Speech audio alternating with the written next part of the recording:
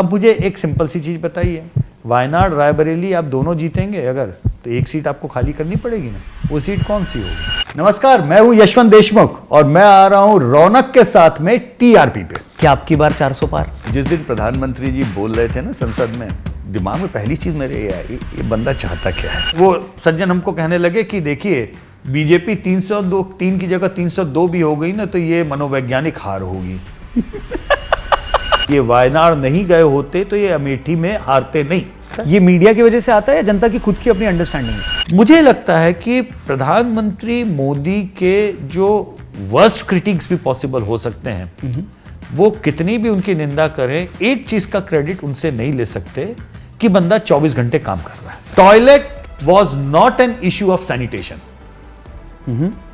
Toilet was an issue of law and order. मैं दुनिया भर में 40 से ज्यादा मुल्कों में चुनाव और चुनाव से जुड़े हुए विषयों के ऊपर जा चुका हूं, शोध कर चुका हूं, मिल चुका हूं, बात कर चुका हूं। जितनी बार भी मैं भारत से बाहर जाता हूं रौनक, भारत के चुनाव तंत्र के ऊपर मेरी श्रद्धा और आस्था उतनी ज्यादा बढ़ जाती है। किसी भी नेता के लिए इलेक्शन जीतने का सबसे अच्छा फॉर्मूला क्या है? How to win an election?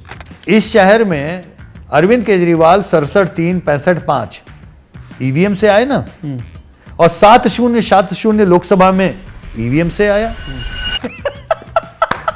Master stroke साहब है। कर्नाटक मोदी जी हारते इसलिए हैं कि लोकसभा में जब वो ईवीएम हैक करें, मास्टर स्ट्रोक है साहब, जिसके ऊपर इलेक्शन कमिश्नर्स ने ऑफिशियल रिपोर्ट दी कि हर मीटिंग में ये 20 बार मूतने जाते थे। आप इस मुल्क में चुनाव आयुक्त जो रहे हैं उनको रिटायर होते ही मंत्री बना चुके हो। बड़े निकम्मे हो यार।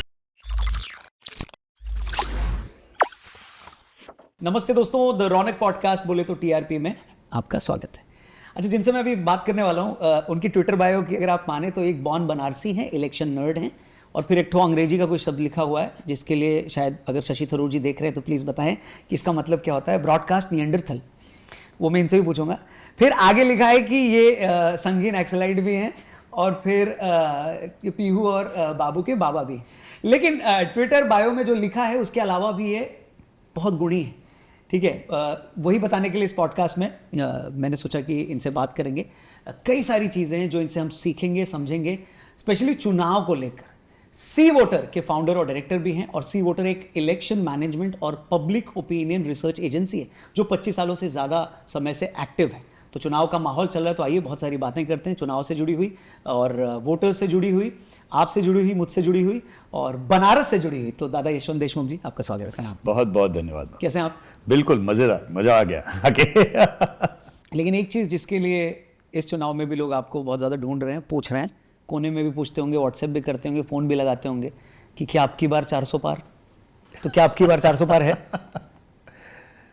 आपकी रिसर्च क्या कहती है? जिस दिन प्रधानमंत्री जी बोल रहे थे ना संसद में, तो दिमाग में पहली चीज मेरे ये आई, ये बंदा चाहता क्या है, क्योंकि प्रधानमंत्री कोई बात बिना सोचे समझे न पे, मतलब there has to be some reason when he said that, तो मुझे तुरंत पहली चीज ये समझ में आई कि बंदे ने एक लाइन में अगले 2 महीने का पूरा मीडिया का नैरेटिव बदल दिया है।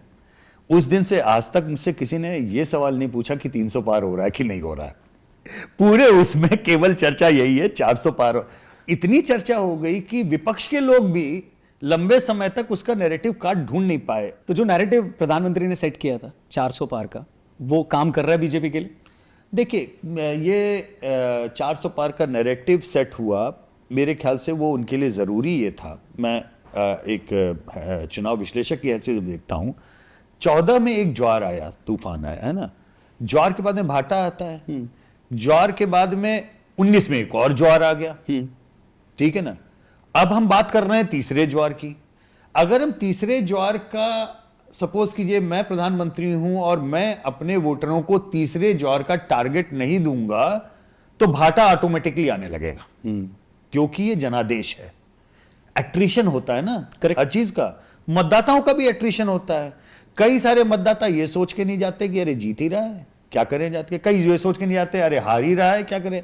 फिर दोनों लोग मिलकर कहते हैं गर्मी बहुत है इसलिए हम नहीं गए, तो गर्मी का तो बहाना होता है। तो कुछ ना कुछ तो उत्साह बढ़ाने के लिए टारगेट देना जरूरी है। तो प्रधानमंत्री ने उससे मल्टीपल काम कर लिए। अपने कोर लोगों को उन्होंने एक नया टारगेट दिया उत्साह बढ़ाने के लिए कि देखो नहीं, अभी और भी कुछ अचीव करना है। ये मत सोचो कि हो गया 2 बार जीत गए और लाइक दैट। उत्साह कैसे बढ़ाएंगे आप? तो टारगेट तो नया देंगे ना। टारगेट उन्होंने नया दिया। दूसरी तरफ हतोत्साहित करने के लिए पर्याप्त था, क्योंकि जब 400 का आपने रणबेरी छोड़ दी, अब स्थिति यह है कि कल अगेन वो सज्जन हमको कहने लगे कि देखिए बीजेपी 3 की जगह 302 भी हो गई ना, तो ये मनोवैज्ञानिक हार होगी। मैं जब सवाल पूछता हूं रौनक, यकीन मानो कि भाजपा के खांटी समर्थक भी अगर तुम पूछोगे तो मन से चाहते हैं कि देश में विपक्ष अच्छा होना चाहिए, क्योंकि उनको पता है कि अच्छे विपक्ष से एक प्रेशर बना रहता है। तो भाजपा के समर्थक उतने भी बड़े भक्त नहीं है जितना उनको भक्त बोला है। एक्चुअली वे भाजपा के समर्थकों के ऊपर इतनी उंगलियां उठाई जाती हैं, जबकि मुझे लगता है जितनी छीछा लेदर सोशल मीडिया पे भाजपा के समर्थक अपने नेतृत्व की कर लेते हैं ना, किसी एक गलत निर्णय पे अजीत पवार को शामिल किया उस समय भाजपा के समर्थकों ने, अपनी पार्टी की क्या धज्जियां उड़ाई हैं।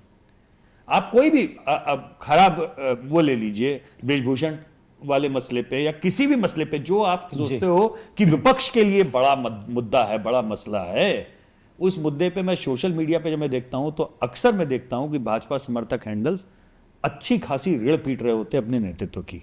क्या सार्काज्म करते हैं, क्या भिगो भिगो के मारते हैं, और तब मुझे लगता है कि नहीं, ये जो इनको भिगो के इनके खुद लोग मार लेते हैं, यही शायद इनकी ताकत है। क्योंकि अगर ये अपने खुद के लोगों का इतना ट्रोलिंग बर्दाश्त कर लेते हैं तो ये विपक्ष को तो बर्दाश्त कर ही ले जाएंगी। सही बात, that's what I think. Master stroke बोल के ताना देते रहते हैं। मास्टर स्ट्रोक बोल के ताना देते रहते हैं। और अमेठी का भी मास्टर स्ट्रोक ही हुआ जी। अमेठी का मास्टर स्ट्रोक था, बोला गया भाई, हमको सामने से बोला गया कि नहीं अमेठी का बड़ा मास्टर स्ट्रोक हो गया। क्यों हुआ?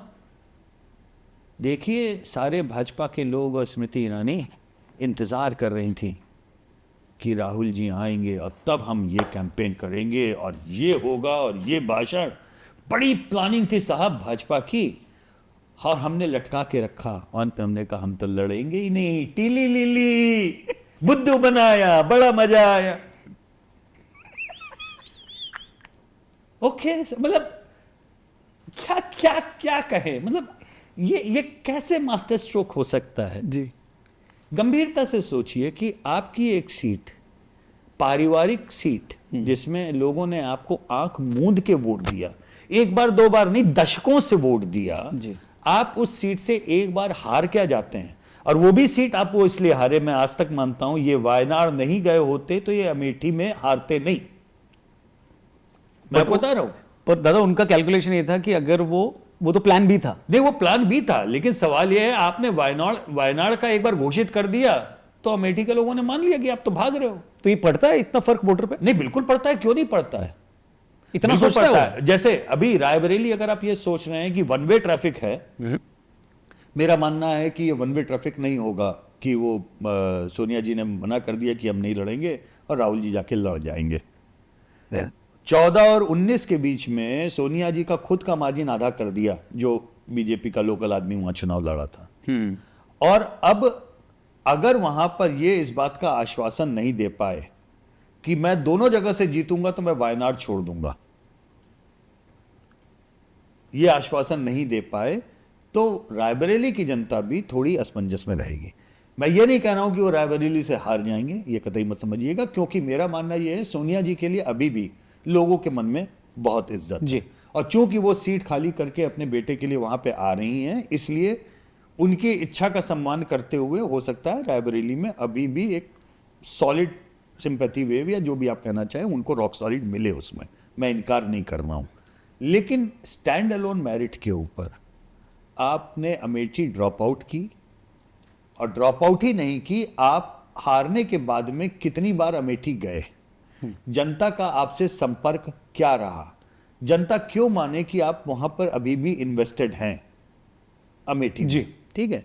तो बेसिक अगर आप चीजें पूरी नहीं कर रहे हैं तो कहीं ना कहीं आपके क्षेत्र की जनता का आपके साथ में संवाद टूटेगा। संवाद जरूरी है, संवाद के बगैर दिक्कत है। जी।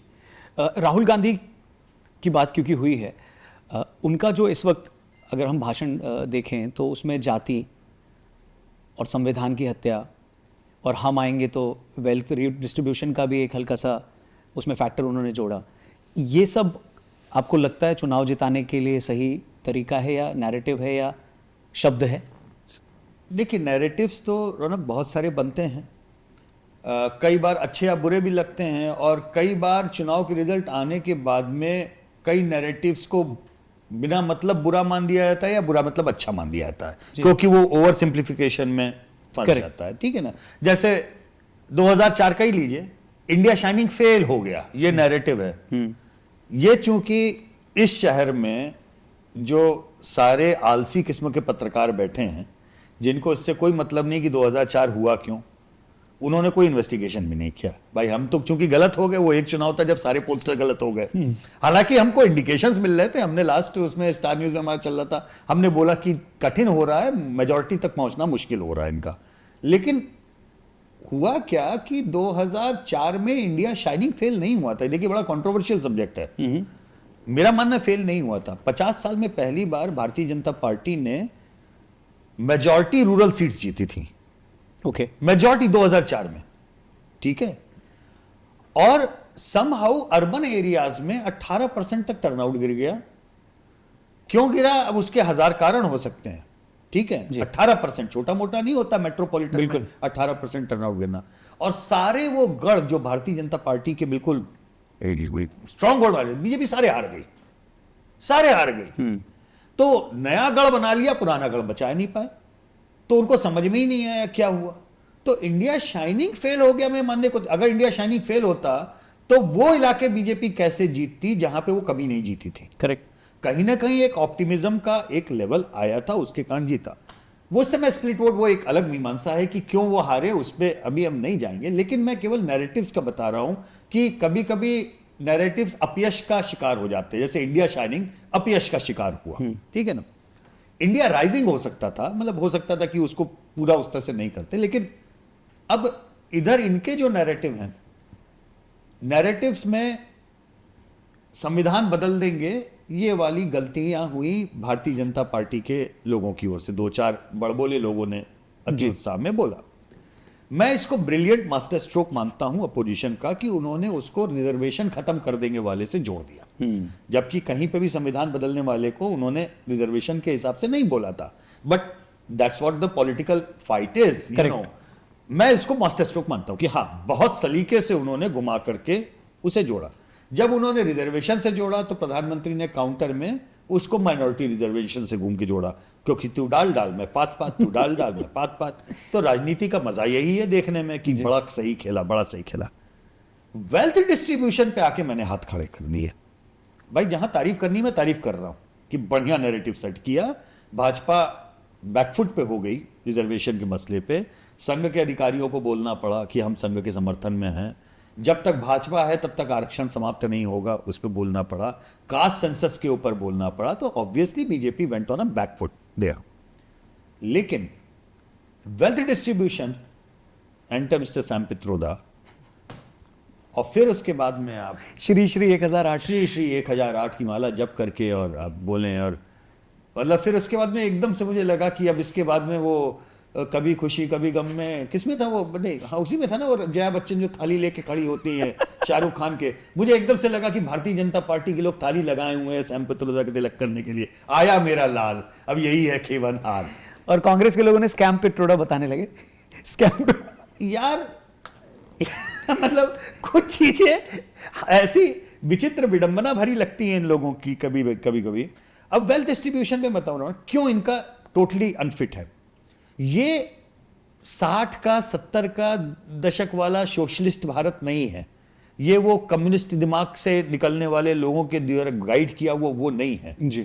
रिजर्वेशन की महत्ता है उसके दिमाग में, अफर्मेटिव एक्शन की, लेकिन मेरिटोक्रेसी के लिए चाहत है जी, ठीक है। वो सीढ़ियां चढ़ना जानता है। आप इतने बड़े एस्पायरेशनल क्लास को अगर आप 60 और 70 के दशक की मानसिकता से हाँकना चाह रहे हो तो माफ कीजिएगा, आप नहीं हाँक पाएंगे, क्योंकि उसकी मौलिक जरूरतें पूरी हो रही हैं, ठीक है ना जी। रोटी कपड़ा मकान अब जब बोलते हो आप, भाई ये सारे आइकॉनिक शब्द सुने ना, रोटी कपड़ा मकान, बिजली सड़क पानी, यही मुद्दे हैं। मुद्दे क्या हैं? अभी भी आप सुनो तो विपक्ष के मुंह से अक्सर आएंगे असली मुद्दे ये हैं। हाँ भाई, रोटी मुद्दा है, सबको राशन जा रहा है। बड़ी देर में याद आई खड़गे जी को कि नहीं नहीं, इस पे कुछ बोलना है तो हम 10 किलो देंगे। तब तक रोटी वाला मसला निकल चुका है जी। ठीक है ना। कपड़ा बेसिकली आपकी डिग्निटी यानी खास तौर पे फीमेल राइट्स, फीमेल्स के ऊपर। महिलाएं सबसे बड़ा वोट बैंक इस मुल्क का बन चुकी हैं ठीक है। और इस लोकतंत्र के प्रति जो भी कहता ना ये डूब रहा है, खत्म हो रहा है, मेरा कहना है तुमने इस देश की मातृशक्ति को समझा ही नहीं है। क्योंकि मुद्दे पुरुषों के लिए धर्म, जाति, मूर्खतापूर्ण मुद्दे होते हैं, महिलाओं के लिए मुद्दे नहीं होते। महिलाओं के लिए मुद्दे होते हैं governance and delivery of governance, चाहे वो योजना के रूप में हो, पैसे के किसी भी रूप में हो ठीक है। और अब पिछले 10 साल में अगर तुम देखो, महिलाओं का रजिस्ट्रेशन बराबरी पे और महिलाओं का टर्नआउट बराबरी पे, there was a 10% gender gap. 50 साल, ओके 50 साल इस मुल्क में 10% से ज्यादा का जेंडर गैप रहा है टर्नआउट का, और उतना ही गैप रहा है रजिस्ट्रेशन का। तो दोहरी मार, 10% महिलाएं रजिस्टर कम हो रही हैं और 10% कम निकल रही हैं, यानी आप मान के चल लो 20% का एक तरीके से जेंडर गैप पे आप 50 साल राजनीति चला रहे थे। आज की तारीख में वो उल्टा बिल्कुल ढक से महिलाओं ने कर दिया। न केवल रजिस्ट्रेशन ज्यादा है, टर्नआउट कहीं कहीं पे पुरुषों से ज्यादा है ठीक है। महिलाएं मुद्दों पे वोट दे रही हैं। आप अभी उत्तर प्रदेश के विधानसभा चुनाव देखिए जो लेटेस्ट लास्ट हुए। दुनिया भर में मीडिया ने इमेज क्रिएट क्या की, बुलडोजर बाबा बुलडोजर बाबा बुलडोजर बाबा ठीक है। और बुलडोजर बाबा का स्वाभाविक रूप से एक एंगल था, मुसलमानों के घर पे बुलडोजर चला दिया, और मतलब एक वो जो इजी बाइफर्केशन। महिलाओं ने बुलडोजर बाबा के नाम पे वोट दिया ठीक है। अच्छा, महिलाओं से जब हम पूछ रहे हैं आपने वोट किस बात पे दिया, हाँ बुलडोजर बाबा बड़ा अच्छा काम किए हैं, टॉयलेट बनवाए, शौचालय बनवाए। ओके अब सोचो, इतनी सिंपल सी चीज है, मैं रौनक समझाऊंगा तो 1 सेकंड में जितने दर्शक हैं तुम्हारे, जिनको जरा से भी दूर दूर तक ग्रामीण भारत के साथ में कनेक्शन है, 1 सेकंड में समझ जाएगा। Toilet was not an issue of sanitation, toilet was an issue of law and order. Explain. हमारे ग्रामीण भारत में महिलाएं शौच के लिए मुंह अंधेरे या रात को, शाम को धुंधलके के बाद जाती, दिन भर वो बाहर नहीं निकलती जी ठीक है। 90% से ज्यादा अनरिपोर्टेड सेक्सुअल असॉल्ट्स उसी समय उनके ऊपर होते थे। 90% से ज्यादा। आप कितने शोध पत्र निकाल लीजिए, आपको मिल जाएगा ये। जब घर में शौचालय बना तो वो महिला अपनी बेटी के सुरक्षा को लेकर के आश्वस्त है कि मेरी बेटी उस सेक्सुअल असॉल्ट का शिकार नहीं बनेगी जिसके थ्रू मुझे कई बार जाना पड़ा जी। क्योंकि अब उसको मुंह अंधेरे और रात को अंधेरे में शौच के लिए फील्ड में, खेत में, बाहर सड़क पे नहीं जाना होगा जी। अब वो अपने घर के अंदर सुरक्षित शौचालय का प्रयोग कर सकती है। तो बुलडोजर बाबा की इमेज इसलिए क्योंकि लॉ एंड ऑर्डर बेहतर हुआ, इसलिए क्योंकि महिलाओं के अगेंस्ट में सेक्सुअल क्राइम्स कम हुए, इसलिए क्योंकि घर में शौचालय बना। शौचालय और बुलडोजर बाबा की का जो कनेक्शन है वो मुसलमान के घर पे बुलडोजर चलाने का नहीं है, वो घर में शौचालय बनने के कारण सेक्सुअल क्राइम से जो आजादी मिली है उसका कनेक्शन है।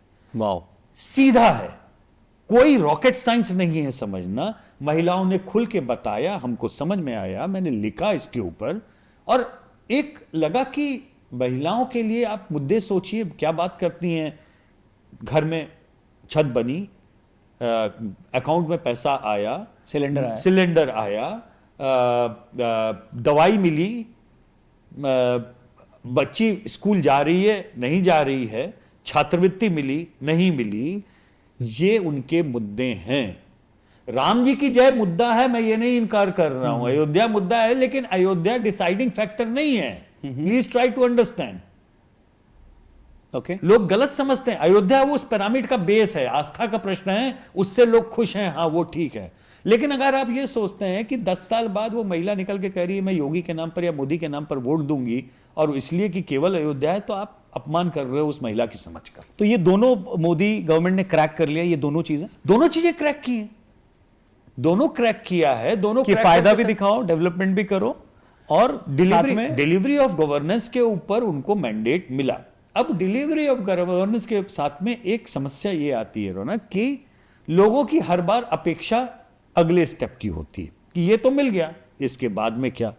इसके बाद का मतलब फ्री भी नहीं है, हाँ। मैं मुफ्त से बात नहीं कर रहा हूं कि अगला क्या। और वो मैं जोड़ता हूं भारत की हद दर्जे की आशावादिता के साथ में। ओके हमारे आंकड़ों में, ट्रैकर में, और ये अब पब्लिक में अवेलेबल है, इंडिया टुडे में, एबीपी में, सब जगह पे आप जितने ट्रैकर देखेंगे, लगभग 2/3 लोगों ने ये रिपोर्ट पिछले 2-3 साल से किया कि रसोई चलाना मुश्किल हो रहा है इन्फ्लेशन के कारण, इकोनॉमिक डिस्ट्रेस है। हमने रिपोर्ट किया है, कोई भी अगर देखना चाहे तो देखे उन आंकड़ों को। लेकिन जब अगला हम ये सवाल पिछले 6 महीने आपके कैसे गए, बहुत खराब गए। अगले 6 महीने आपके कैसे जाएंगे, बहुत अच्छे जाएंगे।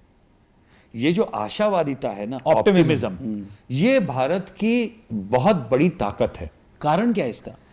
इसका कारण मुझे लगता है कि लोग उम्मीद तब छोड़ते हैं जब उन्हें अपने आसपास निराशा का ये माहौल लिखे हो, जिस और उम्मीद से देखें कि अच्छा ये जो हमारे लिए पावर में है या जो भी है स्ट्रक्चर, ये कुछ कर भी रहा है या नहीं कर रहा है। मुझे लगता है कि प्रधानमंत्री मोदी के जो वर्स्ट क्रिटिक्स भी पॉसिबल हो सकते हैं, वो कितनी भी उनकी निंदा करें, एक चीज का क्रेडिट उनसे नहीं ले सकते कि बंदा 24 घंटे काम कर रहा है। ठीक है ना, अच्छा कर रहा है, बुरा कर रहा है, आप निंदा करना चाहें आप करें। तो आप कह रहे हैं ये जनता को समझ में आता है? जनता को समझ में आता है। ये मीडिया की वजह से आता है या जनता की खुद की अपनी अंडरस्टैंडिंग है? मेरे ख्याल से 50-50 है। ओके एक तो खुद की अंडरस्टैंडिंग भी है और दूसरा ये उनको दिखता है। क्योंकि एक तरफ मीडिया बार बार पूछती है, जब मोदी जी से साक्षात्कार करती है तो बोलती है आप 24 घंटे कैसे काम करते हैं, तो ये भी जनता तक जाता है, बट जनता को दिखता भी है। तक मीडिया ने पूछा रौनक इसलिए नहीं जानता, जनता ये देखती है कि सवेरे बंदा का फोटो आ रहा है कि यहाँ पे फीता काट रहा है, दिन में यहाँ पे रैली का आ रहा है, शाम को 8 बजे टेलीकास्ट आ रहा है, कहीं बच्चों के साथ में बैठा हुआ बात कर रहा है बंदा, और रात को 9 बजे किसी विदेशी मेहमान के साथ में हाथ मिला रहा है, उसका स्वागत कर रहा है, और दूसरे दिन सवेरे 6 बजे किसी फिर रैली में दिखाई दे रहा है। जनता टीवी पे जो प्लास्टर्ड आप कह ले टेलीकास्ट है, इसके ऊपर अपोजिशन कह सकता है कि भाई आप बहुत ज्यादा मोदी जी को दिखाते हैं। मीडिया से कह सकता है, अगर मैं संपादक हूंगा तो मैं कहूंगा आप भी घूमिए, मैं भी दिखाता हूं। मतलब आप उतने फोटो आप दीजिए ना, आप कीजिए दिन में 10 रैली आप जाकर के, तो क्यों नहीं कवर करेगा। और रैली कवर होती है क्या? ऐसा होता है कि रैली नहीं कवर होती अपोजिशन की? होती है जी। तो एक तो ये कि प्रधानमंत्री के काम करने का, नॉन स्टॉप काम करने का एक ये कि बंदा काम कर रहा है, और ट्रस्टवर्दीनेस, विश्वसनीयता इस लेवल की उस इंसान ने अर्जित की है कि उसकी गलतियों को भी जनता ओन अप कर रही है। केस स्टडी है, इस 10 साल में सबसे बड़ा पॉलिसी फेलियर डिमोनेटाइजेशन फेलियर था, बिग टाइम। जनता को कष्ट हुआ, इनफॉर्मल इकोनॉमी की लग गई लंका अच्छे से कुछ समय के लिए। लोग लाइन में लगे एटीएम में, घंटों घंटों धूप में खड़े होकर बेहोश हो गए, न्यूज बन गई। जो बेहोश होने वाला इंसान है उसको खड़ा करके पूछो कि भाई साहब बहुत गलत किया, तकलीफ तो हुई है लेकिन गलत नहीं किया, नियत अच्छी थी। क्यों? लेकिन मैजिक क्या है? मैजिक ये कि हर मोहल्ले, देखो थोड़ा सा बड़ा विचित्र है, सोशलिज्म के जरिए नहीं, मैं सोशल साइंस के नजरिए से कहना चाहता हूं। क्योंकि दादा यही ऑपोजिशन को फ्रस्ट्रेट भी बहुत करता है कि भाई देखो बेरोजगारी है, देखो महंगाई है, तो क्या हुआ? अब डीमोनेटाइजेशन क्यों नहीं चढ़ा जी? देखो सीधी सी बात है, अब ये रिलेट कर सकते हो तुम, हम जितने लोग देख रहे हैं, जितने यहां बैठे हुए हैं, आप सब लोग रिलेट कर सकते हो इस चीज से। ठीक है, हर मोहल्ले में कोई ना कोई धन पशु होता है, हर गांव में कोई ना कोई धन पशु होता है। ठीक है ना, जो पैसे वाला होता है, पैसे की अपनी चलाता है, और लोगों को इस बात का एहसास कराता है कि मेरे पास में बहुत पैसा है। ठीक है, धन पशु। हाँ, धन पशु होता है हर एक में, हर एक उसमें धन पशु। इसलिए मैं कह रहा हूं, पशु शब्द का प्रयोग इसलिए कर रहा हूं, धन्ना लोग हो जो सहज स्वभाव, मृदुल, डाउन टू अर्थ रहें, प्रदर्शन न करें, लोगों की मदद करें, है ना, वो धन संत है। जी। धन पशु वो जो अपने धर्म का ऐसा भूंडा प्रदर्शन करे कि परेशानी में पड़ने वाले इंसान को और अपनी कमतरी, अपनी गरीबी का एहसास हो, वो धन पशु। और मानो न मानो हर मोहल्ले, लोकेशन, गांव में धन पशु होते हैं। जी। वो धन पशु, मेरे पास में केवल 5,000 10,000 रुपया था, मैं जाके बैंक में डाल आया। मेरे पास में इतना पैसा ही नहीं है कि अगर डिमोनिटाइजेशन हो जाए तो मेरे पास से कुछ चला जाएगा।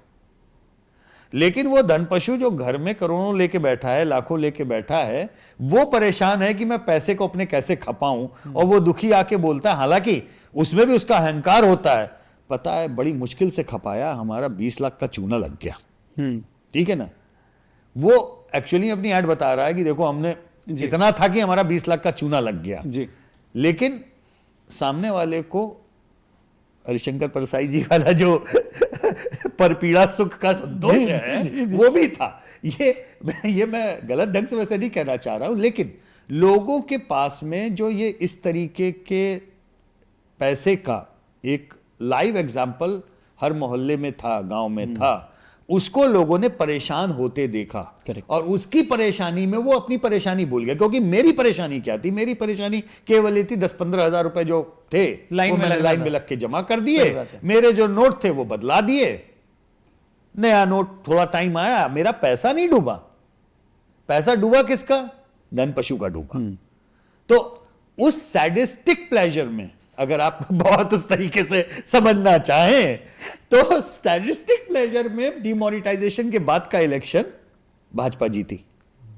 और आज भी लोग 10 में से 8 तुमको ये बोलेंगे कि गलत था लेकिन सही नीयत से किया।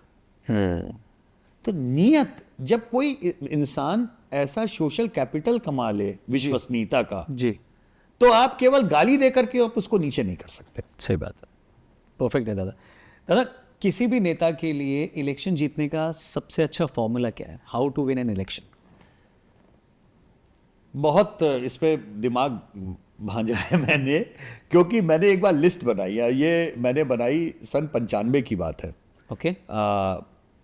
नया नया काम शुरू किया था और यही सवाल मेरे दिमाग में आया कि बहुत सारी पार्टी के बहुत सारे लोग जीतते हैं और उसमें माफिया से लेकर के, दरिद्र से लेकर के, विद्वान से लेकर के, काम हर तरीके के लोग हैं जो जीतते हैं, बार बार जीतते हैं। तो पार्टी कैसे जीतती है मैं उस पर नहीं आता, मुझे इंटरेस्ट ये था ये इंसान कैसे जीतता है। तो मैंने 8-10 लोगों की लिस्ट बनाई और मैं उनकी कॉन्स्टिट्यूंसी में जाकर के खूब बात की लोगों से, और मैं घूम फिर के मैं इस नतीजे पे आया कि भारत की जनता दरअसल 3 चीजों पे वोट देती है। ओके। पहला है इफेक्टिवनेस। इफेक्टिवनेस मतलब है कि आपने काम किया, वो काम दिख रहा है। ठीक है। जैसे हमारे बनारस के पास में घोसी सीट है, घोसी से कल्पनाथ राय जी सांसद हुआ करते थे और कल्पनाथ राय के ऊपर भयानक भ्रष्टाचार के आरोप लगे हुए थे, लेकिन वो पार्टी से भी लड़के जीते, कांग्रेस से, इंडिपेंडेंट भी जीते, जेल के अंदर से भी जीते। ठीक है। शुगर डैडी कहा जाता था क्योंकि उनके पास में बहुत बड़ा घोटाला हुआ था, चीनी घोटाला हुआ। लेकिन साहब घोसी की हालत ये थी, बनारस में हम लोग रहते थे, टीवी सेंटर पहला जो है वो उधर की तरफ बना, घोसी। ओ, लखनऊ में फ्लाईओवर नहीं हुआ करते थे, घोसी में फ्लाईओवर बन गया था। क्या बात है। आपको बताएं, आप अगर ऐसे बोलें, और उनकी कॉन्स्टिट्यूंसी में मुस्लिम मतदाता बहुत थे, तो हज की यात्रा के लिए और वो कॉन्सुलेट की सर्विस है उसके लिए उस जमाने में, this I am talking about, I mean मैं 80s से उनका चल रहा था, मैं मिड 90s की बात बता। क्या विजनरी आदमी थे, क्या विजनरी आदमी था, कितना भ्रष्टाचार किया हो। लेकिन क्षेत्र की जनता जब तक वो जीवित थे कल्पनाथ राय को सर आंखों पे रखती थी। असली रॉबिन हुड। बिल्कुल, मतलब मुझे इतना समझ में आया कि बंदा इफेक्टिव है ना। इफेक्टिव नहीं है, चलो भाई ईमानदार होना चाहिए, जिसके ऊपर कतई कोई वो नहीं। और इसमें आपको कांग्रेस भाजपा हर तरह, वैसे उड़ीसा में कांग्रेस के गिरधर गमांग होते थे, है ना, कभी कोई एक छींटा उनके ऊपर नहीं आया। भाजपा के मैंने एक केस स्टडी किया राम नाईक के ऊपर। इनफैक्ट जब गोविंदा ने उनको हरा दिया तो मैं बड़ा खुद कंफ्यूज था विरार से कि कैसे हार गए वो, और आज तक उस क्षेत्र की जनता इस बात को लेकर रोती है कि हमने राम नाईक जैसे इंसान को क्यों हराया। क्योंकि और कुछ नहीं हो, इंसान स्पॉट, मतलब इसे कहते हैं ना, उनकी छवि, चरित्र, नियत पे कोई एक स्पॉट नहीं। और आपको ये मैं भाजपा या उसकी बात नहीं कर रहा हूं, आपको अक्रॉस द पार्टी लाइन बतेरे आपको मिल जाएंगे, है ना, बड़े ईमानदार अच्छे लोग। कांग्रेस में भी हैं, भाजपा में भी हैं, कम्युनिस्ट पार्टी, मतलब आप जिस पार्टी में भी देखना चाहें मिलेंगे, और जनता उनको उस चीज के लिए आदर करती है। ठीक है ना। अच्छा भाई, आप इफेक्टिव भी नहीं है, आप ईमानदार भी नहीं है, तो तीसरा जनता का एक रॉक बॉटम एक अपेक्षा है उनकी कि आप अवेलेबल रहिए। रॉक बॉटम में कह रहा हूं क्योंकि ना तो आप इफेक्टिव हैं, काम कुछ कराते नहीं, ठीक है जी, और आप ईमानदार भी नहीं है, मतलब आप भ्रष्ट भी बहुत हैं। अब आप सोचिए कि अगर आप एक ऐसे कैंडिडेट हैं जो इफेक्टिव नहीं है, काम नहीं कराता और आकंठित भ्रष्टाचार में डूबा हुआ है, उसके बाद में भी मैं आपको जीतने का एक मंत्र दे रहा हूं कि अगर आप 4 अर्थी में कंधा और 5 मुंडन दिन के अटेंड कर सकते हैं तो जनता इन सब के बावजूद भी आपको जिता देगी कि आप अवेलेबल हैं। ठीक है, तो इफेक्टिवनेस, ऑनेस्टी एंड अवेलेबिलिटी, कोई भी इनमें से एक कोई भी चीज आप पकड़ रहे हैं तो आप चुनाव जीत सकते हैं। तीसरा जो है वो रॉक बॉटम है। अब एक आंकड़ा मैं आपको देता हूं, पिछले 30 साल के चुनाव उठाइए, कौन सरकार बना रहा है इसको भूल जाइए। हर राज्य में, केंद्र में जो अलग अलग पार्टियां हैं, सारी पार्टियों के कोई भी चुनाव हो, कोई राज्य हो, आधे से ज्यादा सिटिंग एमएलए और एमपी चुनाव हार जाते हैं, क्योंकि इन तीनों में से कुछ नहीं करते। इन तीनों से मतलब सोचिए ना, बंदा रॉक बॉटम भी करने को तैयार नहीं कि 4 अंधी को कंधा दे दे जाके। बड़े निकम्मे हो यार। मतलब आप सोच रहे हो कि आप भ्रष्ट भी हो चलोगे, आप काम भी ना कराओ चलोगे, आप केवल सुख दुख में आके खड़े हो जाओ तो भी साहब हम आपके लिए वोट देने को तैयार हैं। हिंदुस्तान के आधे से ज्यादा मक्कार एमपी एमएलए किसी भी पार्टी, किसी भी राज्य के हों, ये बेसिक रिक्वायरमेंट भी पूरी करने के लिए तैयार नहीं है। ये इस देश का असली दुर्भाग्य है। और क्योंकि हवा आती है, लहर आती है, लहर में जीत जाते हैं, और लहर को बनाए रखने के लिए पार्टियों को एक समझ में आ गया है कि जो इस तरह के कैंडिडेट ऐसे लगता है लहर में काम नहीं किया, टिकट काट दो तो एंटी इनकम्बेंसी का वो खत्म हो जाएगा, नया चेहरा दे दो, नया चेहरा 5 साल में उसका टिकट काट दो।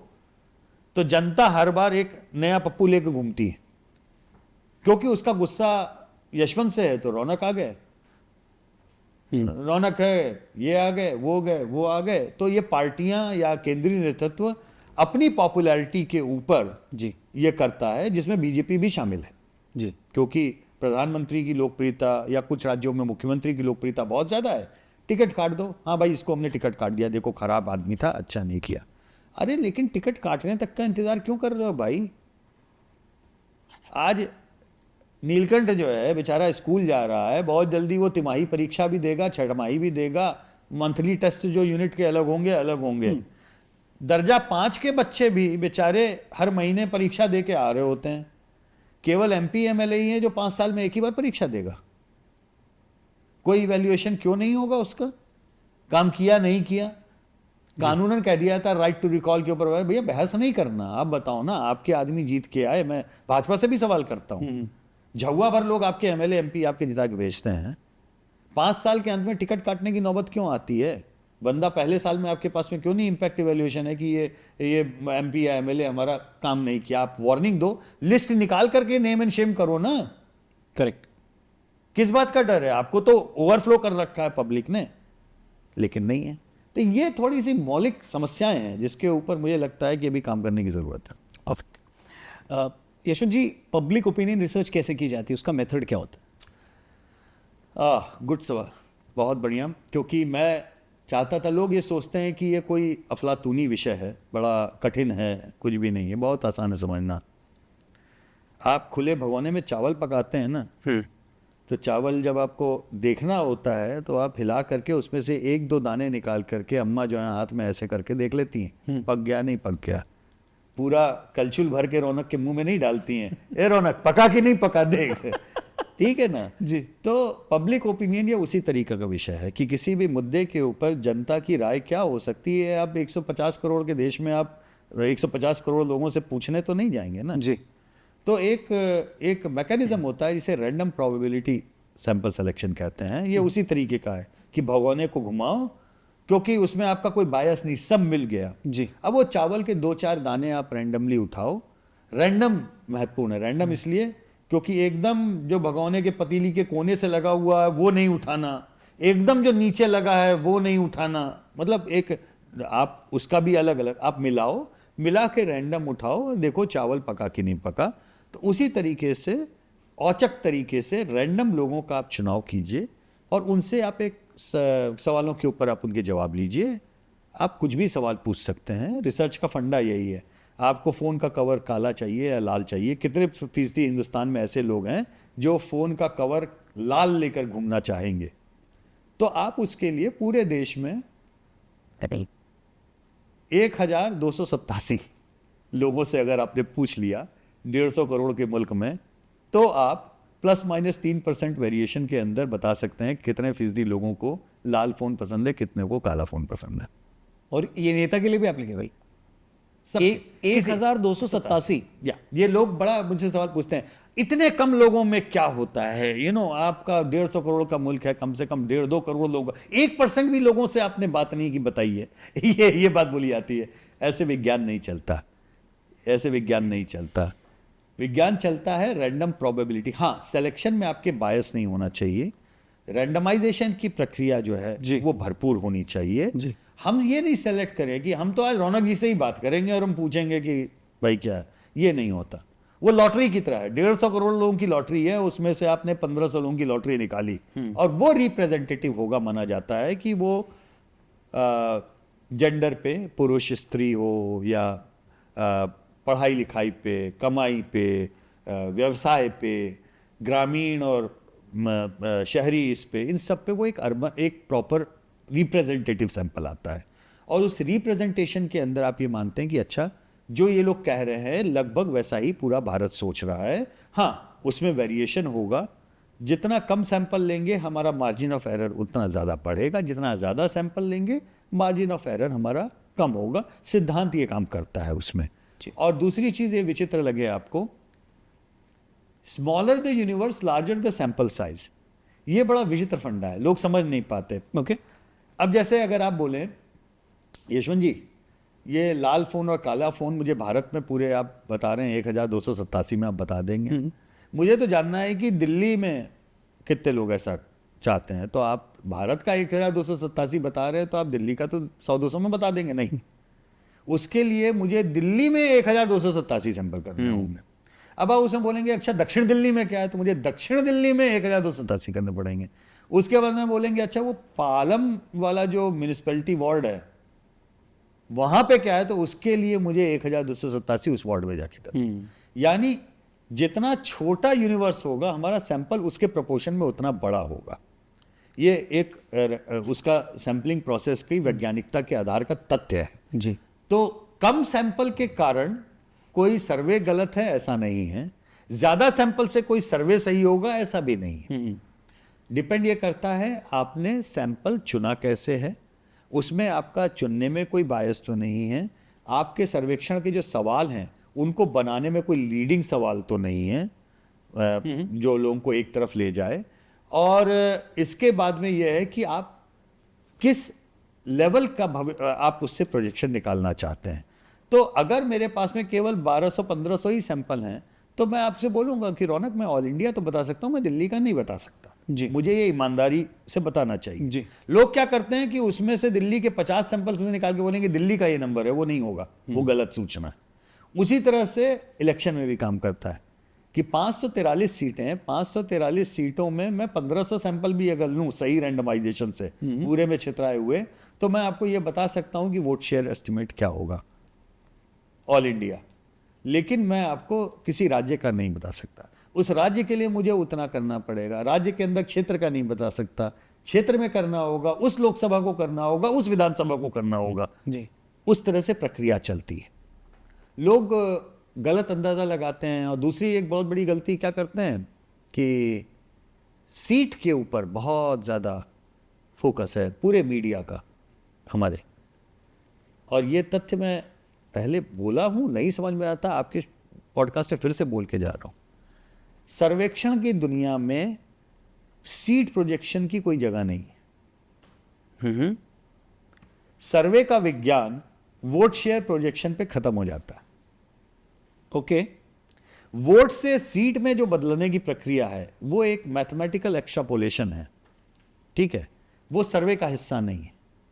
अब वो मैथमेटिकल एक्सट्रापोलेशन जो अलग अलग तरीके के लोगों ने फॉर्मूले बनाए हैं कि रौनक जी की पार्टी को 40% वोट मिला, यशवंत जी की पार्टी को 30% मिला, तो सीट में ये ऐसे पलट सकता है, क्योंकि ये प्रोपोर्शनल रिप्रेजेंटेशन तो है नहीं कि रौनक को 40 मिले तो इसको 40% सीटें मिलेंगी। तो साइंटिफिक नहीं, वो अजम्पशन है। वो एजम्पशन है, एक तरह से एजम्पशन भी नहीं कहना चाहिए उसको, मैथमेटिकल एक्सट्रापोलेशन कहना चाहिए। ठीक है। उसके पीछे थोड़ा विज्ञान है, गणितीय, लेकिन वो रॉक सॉलिड नहीं है, क्योंकि first pass the post system में जिसको कम वोट मिले वो ज्यादा सीट लेके भी आता है। ठीक है, आपको जान के आश्चर्य होगा कि कर्नाटक जैसे राज्य में भाजपा की जितनी बार सरकारें बनी हैं, कांग्रेस को भाजपा से ज्यादा वोट पड़े।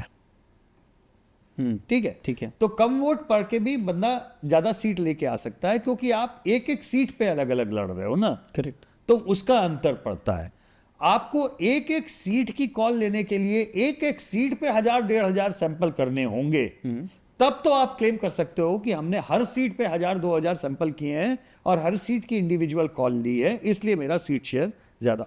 अदरवाइज सेम वोट शेयर के ऊपर सिंपल मेजॉरिटी से लेके 3/4 मेजॉरिटी तक के प्रोजेक्शन भी आ सकते हैं और एक्चुअल रिजल्ट्स भी आ सकते हैं। ओ, दोनों चीजें हैं, दोनों चीजें हैं।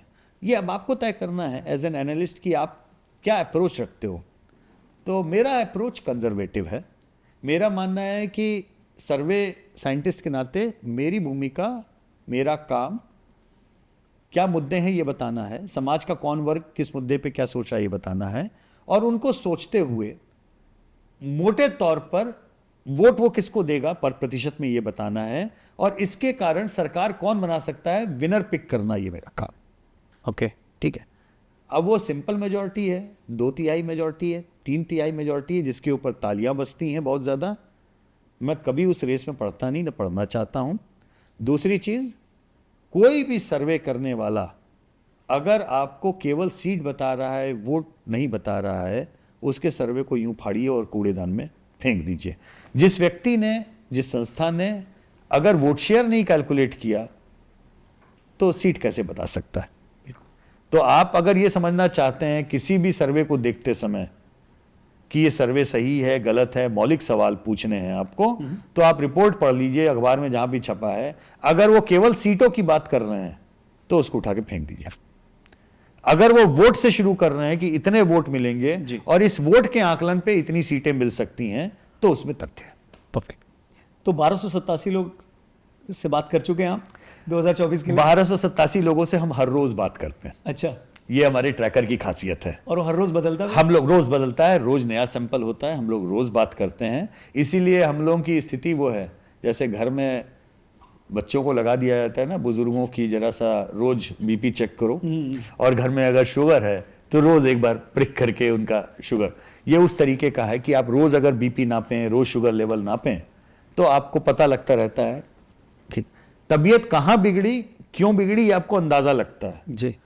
अगर तबीयत बिगड़ने के बाद में आप जा रहे हो कि बीपी तो 200 टच कर रहा था, आपको ये पता ही नहीं कि ये कितने दिन से टच कर रहा था, कब से तबीयत बिगड़ी, और अब आप हॉस्पिटलाइज होने की नौबत में है, तो वो शॉकिंग रिवीलेशन की तरह आता है। हमारे सर्वे में आज तक कभी कुछ शॉकिंग नहीं होता, क्योंकि हम रोज बताते रहते हैं कि आज बीपी इतना है, आज इतना है, इतना है, थोड़ा बीपी इनका नीचे जा रहा है, इनको देखने की जरूरत है, उनका ऊपर जा रहा है, उनको देखने की जरूरत है। अगर कर पाए तो ठीक है, अदरवाइज बीपी कहां से कब कितना खराब होना शुरू हुआ हम डेडलाइन के साथ बता देते हैं। तो दादा अभी किसका बीपी बढ़ रहा है? अभी तो सबसे ज्यादा बीपी जो है, मुझे लगता है कि जिन लोगों को इस बात में बहुत ज्यादा पैसा फंसा हुआ है कि कौन आएगा, उनका बढ़ा रहा है, क्योंकि मार्केट ऊपर नीचे हो रहा है। मुझे वो देख के हंसी आती है जी। सट्टा बाजार के हर दूसरे तीसरे दिन नंबर जो है मेरे पास में लोग व्हाट्सएप करते हैं, देखो देखो सट्टा का ये आ रहा है। जी। हमने कहा बड़ा बीपी बढ़ा हुआ है सबका। अब इलेक्शन कमीशन ने बीपी बढ़ा रखा है तो हम क्या करें। अगर इलेक्शन कमीशन ये एग्जिट पोल की रोक न लगाया होता कि हर फेज के बाद में एग्जिट पोल बता दीजिए, तो बीपी किसी का नहीं बढ़ रहा होता। जी। तो क्या दिख रहा है आपको? आपने मार्केट में कर दिया, मैं पॉलिटिकल पार्टीज का पूछ रहा था कि किसका बीपी बढ़ रहा है। देखो वो तो जब तक बताना, उस तरह से बात करना उचित नहीं होगा। लेकिन एक बात यह है कि जहां पे हम लोग ने लास्ट छोड़ा, और चूंकि हम लोग रोज नाप रहे थे, उसके कुछ फंडामेंटल्स थे। भाई फंडामेंटल क्या है? अगर हम रोज एक सवाल पूछते हैं, हम और क्या सवाल होते हैं दादा? हम 76 सवाल पूछते हैं भाई दी रोज। अच्छा। 76, थोड़े मोड़े नहीं, 76 सवालों में हमारे करीबन 65 सवाल तो ऐसे हैं जो लोगों की जिंदगी से जुड़े हैं। ओके। ठीक है, 10 सवाल करीब जो हैं पॉलिटिकल होते हैं। ओके। और उसमें ये सवाल भी होते हैं कि नेताओं की पॉपुलैरिटी, आपके एमएलए, एमपी, चीफ मिनिस्टर, प्रधानमंत्री और विपक्ष के नेता, इन सब की कि इनके काम से आप कितने खुश हैं, संतुष्ट हैं आज, या आज आपको चुनना पड़े तो किसको आप प्रधानमंत्री या मुख्यमंत्री देखना चाहेंगे। अच्छा, बाकी सबको छोड़ दीजिए, अगर केवल ये दो लोग हों तो इन दोनों में से आप किसको चुनना चाहेंगे। अब ये सवाल हम रोज पूछ रहे हैं, 15 साल से पूछ रहे हैं जी। तो इसमें अगर चुनाव के पहले तक कोई डेविएशन हमको ये न दिखे कि प्रधानमंत्री मोदी की पॉपुलैरिटी 50% से नीचे नहीं आई, केवल 4 महीने छोड़ करके, वो 4 महीने जो कोविड के सेकेंड वेव के बाद के थे, पहली बार उनकी पॉपुलैरिटी 40s में आई 4 महीने, और उसके बाद में जैसे ही वैक्सीन लेना शुरू हुआ, फिर 50 के ऊपर वापस। जो उनका सबसे खराब समय था प्रधानमंत्री का, वो विपक्ष के नेता का स्वर्णिम अवसर होना चाहिए था आइडियली। दुनिया भर में आप जब देखें जी जी। तो बाइडेन साहब और ट्रंप, बाइडेन यूं जाएंगे तो ट्रंप यूं ऊपर जाएंगे, मतलब जो भी है, मतलब एक ऊपर जाएगा एक नीचे आएगा। ये पहली स्थिति थी भारत में कि ऊपर वाला नीचे आ रहा है, लेकिन नीचे वाला ऊपर ही नहीं जा रहा है। तो आज भी अगर चुनाव खत्म होने की तारीख तक 1:2 का रेशियो था, मोदी वर्सेस राहुल गांधी में, बीजेपी वर्सेस कांग्रेस में, 1:2 का रेशियो बहुत बड़ा होता है, छोटा नहीं होता। ठीक है ना, मतलब आपका एक वोटर है तो अगले के 2 वोटर हैं या 3 वोटर हैं कई कई जगहों पे। दूसरा पक्ष, आप बार बार मुझे याद दिलाते हो कि 2004 हो सकता है, 2004 हो सकता है। भाई डरा दो हमको, क्योंकि 2004 में हम गलत हुए। हालांकि दूध का जला छाछ भी फूंक के पीता है, तो पहले चरण में 4% ड्रॉप हुआ तो हमारे भी एंटीने खड़े हो गए कि यार 2004 में 18% गिर गया था और ये तो बिगड़ गया था, क्या हुआ, कहीं गलत दोबारा ना हो जाए। दोबारा हम बैठे, सारा हिसाब किताब किया पूरा, फिर अब हम इस नतीजे पे पहुंचे हैं। 2004 की बेस लाइन, रौनक, 1999 का चुनाव था, ठीक है ना जी। 1999 में अटल जी प्रधानमंत्री बने थे, कांग्रेस सत्ता के बाहर हुई, ठीक है ना जी। अटल जी जब प्रधानमंत्री बने, भाजपा को उस समय वोट राष्ट्रीय स्तर पे पड़े थे 24% और कांग्रेस को कितने पड़े थे? 28%। यानी चुनाव हारने के बाद में भी कांग्रेस को भाजपा से 4% वोट ज्यादा मिले थे। वो बेसलाइन था जिसके ऊपर कांग्रेस ने 2004 का चुनाव लड़ा था। आज 2024 में बेसलाइन क्या है? 2019 का चुनाव। 2019 के चुनाव में भाजपा के वोट 37%, कांग्रेस के 19%। अंतर कितना? 18%। यानी +4 से -18। 20 साल में आपने 22% की गंगा बह गई। 22% का वोट पलटने के लिए जिस तरीके का गुस्सा लोगों में चाहिए, जिस तरीके का उन्माद चाहिए, मैं उन्माद शब्द का प्रयोग कर रहा हूं, हालांकि वो रिलीजियस उन्माद की तरह, मैं वोटरों का उन्माद, जैसे 2013 में आपको दिखा सड़क पे, दिखा ना? जी बिल्कुल। अब मैं सारे पत्रकारों को पूछता हूं, ठंडा चुनाव है, 0 वेव है, ये है वो है। भाई साहब, ठंडा चुनाव विपक्ष के लिए अच्छा कैसे है? आपको 22% कांग्रेस को अगर वोट शेयर का गैप पाटना है तो ठंडा चुनाव कांग्रेस के लिए अच्छा हो सकता है क्या? आपको सड़क पे दिख रहा है क्या? लोगों के अंदर गुस्सा जो है वो दिख रहा है क्या? भाई कम से कम अगर दिख रहा होता तो नरेंद्र मोदी का रेशियो राहुल गांधी के ऊपर 1:2 का तो नहीं होता ना पॉपुलैरिटी रेटिंग में। नहीं दिख रहा जी। तो कुछ तो आप मिस कर रहे हो, या तो हम पूरी तरह मिस कर रहे हैं या आप पूरी तरह से मिस कर रहे हो। आप हमको कह रहे हो तुम्हारे आंकड़े गलत हैं, तुम गलत रीड कर रहे हो, भाई आके सुन लो। नहीं तुमको कैसे पता लोगों ने ये बोला? भाई हम तो रोज बात करते हैं, रिकॉर्डिंग आई है ना। मैं जब बोलता हूं आपको कि अगर मैंने उत्तर प्रदेश में 10,000 लोगों से बात की तो मैं आपको 10,000 लोगों की इंटरव्यू सुना सकता हूं। और लोग बहुत बोलते हैं। हमारी समस्या ये है कि लोग बातें बहुत करते हैं हमारे यहाँ पे। ये अलग विषय, एक इंटरेस्टिंग वाकया मैं वो अलग बताऊंगा। लेकिन लोगों का गुस्सा आपको थरथरा के दिखेगा, भूकंप महसूस होगा जब आप 22% का वोट शेयर गैप पाटने की बात कर रहे होगे तो। जी। वो दिखता नहीं। तो अगर नहीं दिख रहा है तो ये वैसा है जीरो वेव, जिसे मैं भी कहता हूं जीरो वेव है। क्यों? 2013 के बाद में 14 की वेव आई, तूफान आया, उसके बाद में 19 में एक और वेव आई, ठीक है ना। उसके ऊपर ज्वार और भाटा होता है ना, ज्वार आया, फिर ज्वार के ऊपर एक और ज्वार आया जी। अब आप कह रहे हो ज्वार नहीं आ रहा है। मैं कह रहा हूं सही बात है, ज्वार नहीं आ रहा है, भाटा आ रहा है क्या? क्या नहीं, भाटा दिख नहीं रहा है। अरे भाई अगर ज्वार और नहीं आ रहा है, 2 ज्वार के बाद में भाटा आपको दिख नहीं रहा है, तो पानी जहां खड़ा है वहीं खड़ा है। तो बाढ़ का पानी नीचे नहीं गया, यही मान लीजिए। करेक्ट। यही ना उसका मतलब हुआ। जी, जी। तो आप मौलिक रूप से आप इसको कान ऐसे पकड़िए, चाहे ऐसे पकड़िए, कैसे भी पकड़ना चाहें, एक तथ्य है कि प्रधानमंत्री मोदी जबरदस्त पॉपुलर हैं। 10 साल के बाद में भी पॉपुलर हैं। दुनिया के सारे सर्वेक्षणों में वो चीज आ चुकी है कि पॉपुलैरिटी में, व्यक्तिगत विश्वसनीयता में इस समय भारत में उनके सामने कोई दूसरा नेता खड़ा नहीं है। उनकी पार्टी जो उनके नाम पे अभी चल रही है वो उनकी नाम पे जीत रहे हैं, ठीक है। अब मैं ये तो नहीं कह रहा हूं ना कि सारे एमपी एमएलए उनके बड़े अच्छे हैं, सारे चीफ मिनिस्टर अच्छे हैं। आप अगर इंडिया टुडे में जो हमारा मूड ऑफ द नेशन आता है हर 6 महीने पे, सबसे पुराना है, 20 साल से ज्यादा हो गए उसको करते हुए, उसमें चीफ मिनिस्टर्स की फहरिस्त आती है कि सबसे ज्यादा अच्छे मुख्यमंत्री भारत के कौन है। रौनक, टॉप 10 चीफ मिनिस्टर्स में केवल 2 भाजपा के आते हैं। ओके। केवल 2। असम के हिमंता बिस्वा शर्मा, उत्तर प्रदेश के योगी, ठीक है। अब बॉटम भाजपा और एनडीए के मुख्यमंत्रियों से भरा हुआ है। इसका मतलब क्या है? इस मुल्क में पिछले 10 सालों में सारा विदेशी मीडिया और लोकतंत्र खतरे में जो बात करते हैं ईवीएम के ऊपर, नहीं ईवीएम गड़बड़ है, ये है वो है।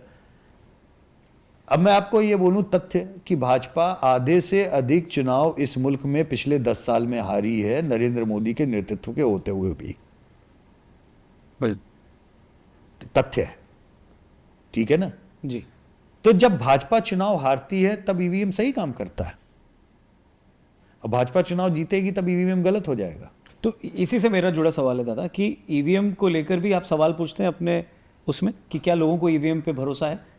हम लोग ईवीएम के ऊपर भी हमने पूछे, हमने सवाल, जैसे एक ट्रस्ट इन इंस्टीट्यूशन का पोल होता है, उसमें तमाम हम इंस्टीट्यूशंस के नाम देते हैं कि आप इसके ऊपर कितना यकीन करते हैं, इसके ऊपर कितना। आपको जान के आश्चर्य होगा कि भारत में पिछले 25 सालों से सबसे ज्यादा भरोसे का ट्रस्ट वाला इंस्टीट्यूशन वो भारत की सेना है। उसके बाद में जुडिशरी भी आती है कभी कभी, लेकिन election commission of India top 3 में हमेशा बना रहता है। ओके, हमेशा। नाइस। आप भी भरोसा करते हैं? मैं भी भरोसा करता हूं, मैं क्यों नहीं भरोसा करूं, मुझे तो चुनाव के ऊपर ही बहुत भरोसा है। और अगर वोटर को ये बोला जाता है कि ईवीएम हैक की जाती है, सही तरीका नहीं बताती, तो क्या वोटर पे उसका इंपैक्ट होता है? देखिए, जो हारता है उसके समर्थकों को दुख होता है तो वो उस पर यकीन करना चाहते हैं, ये मानवीय स्वभाव है जी। मैं आपका समर्थक हूं रौनक, और आप चुनाव हार गए और आप बोले ईवीएम हैक हो गई, मुझे आपके हारने का दुख है तो मैं मानने के लिए तैयार हूंगा। लेकिन रौनक के पार्टी के दूसरे सज्जन विधानसभा चुनाव में मुख्यमंत्री बन जाते हैं उससे मेरा ईवीएम के ऊपर विश्वास वापस भी तो लौटता है ना। इस शहर में अरविंद केजरीवाल 67-3 65-5 ईवीएम से आए ना, और 7-0 लोकसभा में ईवीएम से आया। तो अगर मैं अरविंद केजरीवाल को जिता रहा हूं, वो बिल्कुल मतलब इसे रेलम पेल मचा के जीत रहा है, भाजपा को उठा के फेंक रहा है, तो मेरा ईवीएम पे भरोसा बढ़ा ना। और अगर मैं लोकसभा में मोदी को जिता रहा हूं, वो मोदी जीत रहा है लोकसभा में, तो भी मेरा ईवीएम पे भरोसा बढ़ा। अब एक समय पे कोई हारे और एक समय पे जीते, ये बात लगातार कोई हार रहा हो, लगातार कोई वैसा हो रहा हो, तो बात समझ में आती है। पर दादा इसमें भी कुछ नेता लोग ये कहते हैं कि ये भी ये जानबूझ के करते हैं कि छोटी बड़ी- जगह जिता देते हैं। मास्टर स्ट्रोक साहब है। कर्नाटक मोदी जी हारते इसलिए हैं कि लोकसभा में जब वो ईवीएम हैक करें, मास्टर स्ट्रोक है साहब। तमिलनाडु तो स्टालिन को इसीलिए बनवाया उन्होंने कि वो लोकसभा में वो ईवीएम हैक कर सकें। क्योंकि अगर सारी जगह कर लेंगे तो फिर तो खुल जाएगा। तो खुल जाएगा बिल्कुल। अरे गजब यार, ये तो मतलब इसकी तो काट ही नहीं है मेरे पास में इस तर्क की कि मैं क्या बताऊं। और फिर उसके बाद में वो तर्क भी आता है ना, पेपर बैलेट पे वापस जाना चाहिए जी। जिस जो मुझसे कहता है पेपर बैलेट, मैं कहता हूं पहले अपना फोन दो मुझे। क्यों? कि मुझे फेंकना है नाले में। क्यों? कि फोन पे तो वापस जाना चाहिए ना। हाँ। तुम क्यों चाहते हो ये मोबाइल फोन लेके, जब कुछ अगर सबकी, अरे आप समझ नहीं रहे हैं, ये तो लोकतंत्र की विश्वसनीयता का सवाल है ना। बड़ी विश्वसनीयता देखी पंचायत चुनाव में हमने पश्चिम बंगाल में, पेपर बैलेट पे ही हो रहा था ना सब। और बड़ी विश्वसनीयता देखी चंडीगढ़ के मेयर के चुनाव में, जिसपे आपने लोकतंत्र की हत्या का, हम भी बोल रहे थे लोकतंत्र की हत्या हुई। क्यों हुई? पेपर बैलेट था ना। अगर ईवीएम होता तो चंडीगढ़ में फर्जीवाड़ा होता क्या वो? तो ये सेल्फ डिफीटिंग जिसे कहते हैं लॉजिक्स हैं ईवीएम वाले। एक आपको मैं और तथ्य देता हूं, देखिए जब फैक्ट्स की बात हो रही है जी। चुनाव ईवीएम हैक होगा या चुनाव रिग होगा या सिस्टम रिग्ड है, ठीक है ना। सिस्टम रिग कौन करता है रौनक? जो सत्ता में होता है, सत्ता में बने रहने के लिए सिस्टम रिग होता है। ठीक है। यही है ना, हाइपोथेसिस यही है। 1998 में ईवीएम पहली बार ऑफिशियली उस तरीके से इंट्रोड्यूस किया गया था विधानसभा चुनाव में, थोड़ी थोड़ी जगहों पे, ठीक है। ठीक है। 99 का चुनाव पेपर बैलेट पे हुआ था, ईवीएम पे नहीं हुआ था। और फिर उसके बाद के विधानसभा चुनाव में ईवीएम पूरी तरह इंट्रोड्यूस हुई, और 2004 के बाद से लोकसभा सारे ईवीएम में हो रहे। जी। तो 98 की कट ऑफ डेट, 99-98 की कट ऑफ डेट, आप जो भी तय करना कर लीजिए। जी। सन 52 से लेकर के उस समय तक के सारे चुनाव, विधानसभा, लोकसभा, पंचायत, सारे उठा लीजिए। जिस दिन तक इस मुल्क में पेपर बैलेट था, 90% से ज्यादा इलेक्शन रिजल्ट प्रो इनकम्बेंट आते थे। यानी जो सत्ता में है वो सत्ता में बना हुआ है, ठोक कर, फोड़ कर, कब्जा करके। जिसने नहीं देखा है बैलेट स्टफिंग कैसे होती थी, बूथ कैसे लूटा जाता था, कल्पना नहीं है जिन बच्चों को। आर्ट था वो भी एक। आर्ट था, आर्ट एंड क्राफ्ट, अद्भुत पुस्तक कला। तो वो जो पुस्तक कला में दुर्भाग्य यह था कि पुस्तक केवल भारत का संविधान होती थी, इसके साथ में कलाकारी होती थी उस बैलेट पेपर पे।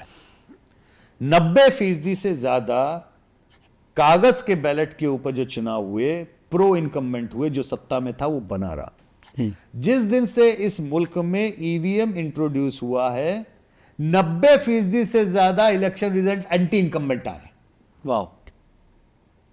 यानी जो सत्ता में है वो हार गया, सत्ता के बाहर हो गया। अकाट्य तर्क है। अगर ईवीएम पब्लिक का गुस्सा रजिस्टर करने में असमर्थ है, लोगों को सत्ता से बाहर फेंकने में असमर्थ है, तो 90% इलेक्शन रिजल्ट ईवीएम के एंटी इनकम्बेंट नहीं होते। इस पे कोई बहस करने को तैयार नहीं है। जब मैं बोलता हूं नहीं आप समझ नहीं रहे, फिर वो मास्टर स्ट्रोक आ जाता है। ये तो हारते इसलिए हैं ताकि लोकसभा में जो है ना, आप समझते नहीं है, ये बस ऐसे ऐसे करते हैं। सौरभ जी, क्या सौरभ भारद्वाज ना, दिल्ली विधानसभा में अमेजन से उन्होंने मशीन ऑर्डर की, अमेजन से। How amazing! अरे वाह, अमेजन से ऑर्डर की और पेचकस लेके खड़े थे। देखिए मैं बताता हूं कैसे हैक होती है। और जब इलेक्शन कमीशन ने बुलाया, आओ जरा हमारे वाले पे बताओ, तो गई भी नहीं किए। ही वेंट तो वेंट एवन, ऐसे वेंट की केम नॉट, आए ही नहीं पलट के भाई लोग वापस। अरे जाओ ना, करके दिखाओ ना।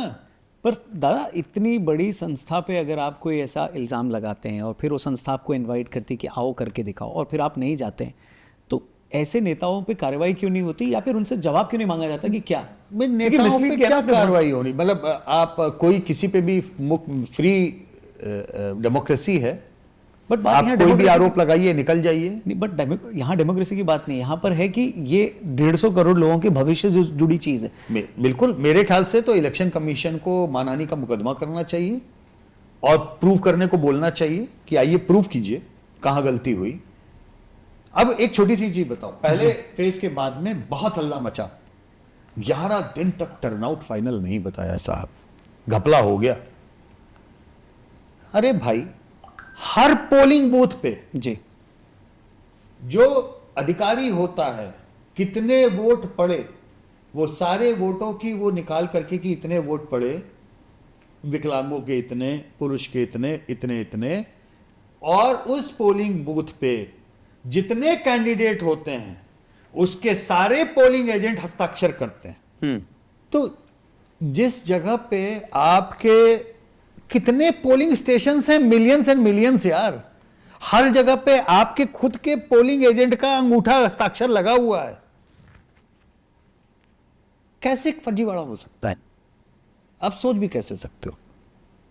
और आप अपने हार की खींच को निपटाने के लिए आप पूरी संस्था को एक तरह से पुल डाउन कर रहे हो, उसके प्रति लोगों में संशय पैदा कर रहे हो। क्यों भाई, इतने कमजोर हो? यही ईवीएम होगी आगे भविष्य में, यही ईसीआई होगा आगे भविष्य में। अब कॉम्प्रोमाइज है, कॉम्प्रोमाइज है, आपने अपने लोग भर दिए, आपने भर दिए लोग। चिल्ला कौन रहा है? जिन्होंने नवीन चावला को बनाया। नवीन चावला की भूमिका इमरजेंसी के क्या समय क्या थी आपको पता है? जिसके ऊपर इलेक्शन कमिश्नर्स ने ऑफिशियल रिपोर्ट दी कि हर मीटिंग में ये 20 बार मूतने जाते थे, क्योंकि उनको फोन अंदर अलाउड नहीं था। हर 2-2 मिनट में जा जाके बाहर जाके फोन करते थे। किसको फोन करते थे? आप ये कर्म कर चुके हो। आप इस मुल्क में चुनाव आयुक्त जो रहे हैं उनको रिटायर होते ही मंत्री बना चुके हो। आप इस मुल्क में उनको टिकट देके चुनाव लड़वा चुके हो, और उसके बाद में आप आके बोलो कि ये तो जो कर रहे हैं गलत कर रहे हैं। जी, मैं ये कतई नहीं कहूंगा कि आपने गलत किया तो इनको भी गलत करना चाहिए। चुनाव आयोग की निष्पक्ष विश्वसनीयता अक्षुण्ण और बनी रहनी चाहिए। उसके लिए उपाय बताओ। आप ये बताओ, आज हम पेपर बैलेट पे चले जाते हैं तो मैं विपक्ष से सवाल पूछना चाहता हूं, आप 364 दिन रोते हो कि लाठी और भैंस तो भाजपा के पास में है।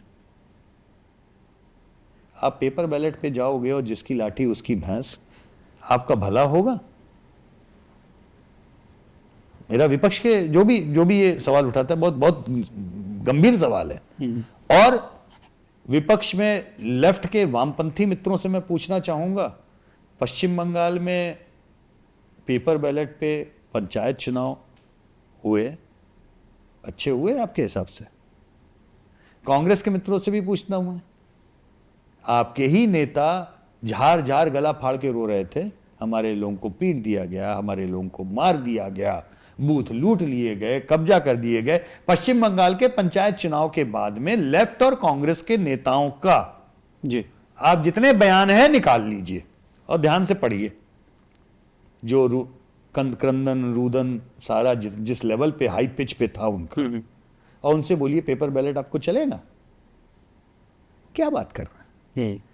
लॉजिकली बात कीजिए। ये देश लोकतंत्र में यकीन करता है। मैं दुनिया भर में 40 से ज्यादा मुल्कों में चुनाव और चुनाव से जुड़े हुए विषयों के ऊपर जा चुका हूं, शोध कर चुका हूं, मिल चुका हूं, बात कर चुका हूं। जितनी बार भी मैं भारत से बाहर जाता हूं रौनक, भारत के चुनाव तंत्र के ऊपर मेरी श्रद्धा और आस्था उतनी ज्यादा बढ़ जाती। यही मेरा अगला सवाल था दादा, कि भारत में जो चुनाव होते और भारत के बाहर अलग देशों में जो चुनाव होते हैं, क्योंकि अमेरिका में भी आपने चुनाव को बहुत नज़दीक से देखा, इनफैक्ट ट्रंप जब जीते थे तो उस टाइम जो आपकी रिपोर्ट्स आई थी, आपकी जो रिसर्च थी आपकी टीम की, वो सबसे एक्यूरेट मानी गई थी। तो वहाँ चुनाव कैसे कंडक्ट किया जाता है और भारत से उसमें कितना अंतर है? देखिए, बहुत बड़ा अंतर तो ये है कि अमेरिका में क्या है कि कोई केंद्रीय चुनाव की बॉडी नहीं है, तो वहाँ करीबन 2500 काउंटीज हैं, उसमें हर काउंटी का इलेक्शन ऑफिशियल है और हर काउंटी का इलेक्शन सिस्टम और वो भी अपने हिसाब से चलते हैं। राज्य के कानून अलग हैं, केंद्र के अलग हैं और स्थानीय काउंटीज के भी कानून उसमें चलते हैं। ठीक है, तो कोई भी काउंटी ये तय कर सकती है हम तो ये मशीन नहीं, हम तो ऐसा वाला लगाएंगे। तो वहां पे 150 साल पुराने हत्थे से चलने वाली भी मशीन बहुत जगह यूज होती है। तो अलग अलग है। एक तो डिसेंट्रलाइज्ड है बहुत भयंकर, लोगों का मतदाता आइडेंटिटी कार्ड नहीं है, ये उनका सबसे बड़ा विवाद है इस समय। सबसे बड़ा पॉलिटिकल विवाद में यह है कि मतदाता का आइडेंटिटी कार्ड चेक करना यानी ये लोकतंत्र की हत्या है, ऐसा डेमोक्रेट कहते हैं। रिपब्लिकन्स कह रहे हैं कि भाई इसमें गलत क्या है, मतदाता जेन्युइन है ये तो चेक होना चाहिए। ये हालांकि उसका गलत इतिहास भी है। चेक करने के नाम पर, डॉक्यूमेंट होने के नाम पर बड़े सालों तक वहां पे अश्वेतों को वोट देने से रोका गया। 60 के दशक में जाकर के समान वोट देने का अधिकार मिला है। 60 के दशक में अमेरिका में महिलाओं को मतलब आप सोचिए 100 साल नहीं हुए मतदान का अधिकार मिले। भारत में हम 75 साल के हो रहे हैं। जिस दिन हम आजाद हुए हैं उस दिन से हमारे यहां पे एक समान वोट का अधिकार पुरुष, स्त्री, जात, रिलीजन के भेदभाव के बगैर सबको मिला है। अब ये तथ्य अगर हम आपको बोलें कि अमेरिका में अश्वेतों को वोट का अधिकार हमारे आजादी के भी 25 साल बाद मिला, तो आप कैसे इसको सोचेंगे? तो क्रिटिसाइज खुद को करना बहुत आसान है रौनक। अमेरिका में जो डिसेंट्रलाइजेशन है, जो फेडरलिज्म अतिवादी है, उसका कितना नुकसान उनको हुआ। उनके दो राष्ट्रपति चुनाव सुप्रीम कोर्ट में जाकर के तय हुए हैं, गए हैं, आज तक मुकदमे चल रहे हैं, जिसका सही से बंटवारा नहीं हो पाया कि वोट किधर पड़े थे, वोट पड़े थे कि नहीं पड़े थे। तो इतने ज्यादा इल प्रिपेयर्ड, इल मैनेज्ड इलेक्शन प्रोसेस दुनिया भर में है। उसके बीच में भारत का इलेक्शन कमीशन संवैधानिक रूप से एक स्वतंत्र एक बॉडी है। उसमें शेषन की तरीके के लोग जब आते हैं और अपने राजनीतिक आकाओं को ठेंगे पे रख के काम करते हैं, तो देखिए पद से नहीं होता, पद पे जो बैठा है उससे भी होता है। ठीक है ना? इसके लिए आप पद को तो गाली नहीं दोगे ना। संवैधानिक रूप से स्वतंत्र है ना इलेक्शन कमीशन। जिस दिन इलेक्शन घोषित होता है, आप क्या सोच सकते हैं, दुनिया में कहीं ऐसा नहीं होता कि सारी ब्यूरोक्रेसी, सारा तंत्र उसके बाद में चीफ मिनिस्टर्स और प्रधानमंत्री और इन लोगों को रिपोर्ट करना बंद कर देता है। वो इलेक्शन कमीशन को रिपोर्ट करता है। इलेक्शन कमीशन डिफैक्टो चुनाव प्रोसेस में राष्ट्रपति, प्रधानमंत्री सब कुछ ही होता है जो आप कहें अधिकार के नाते।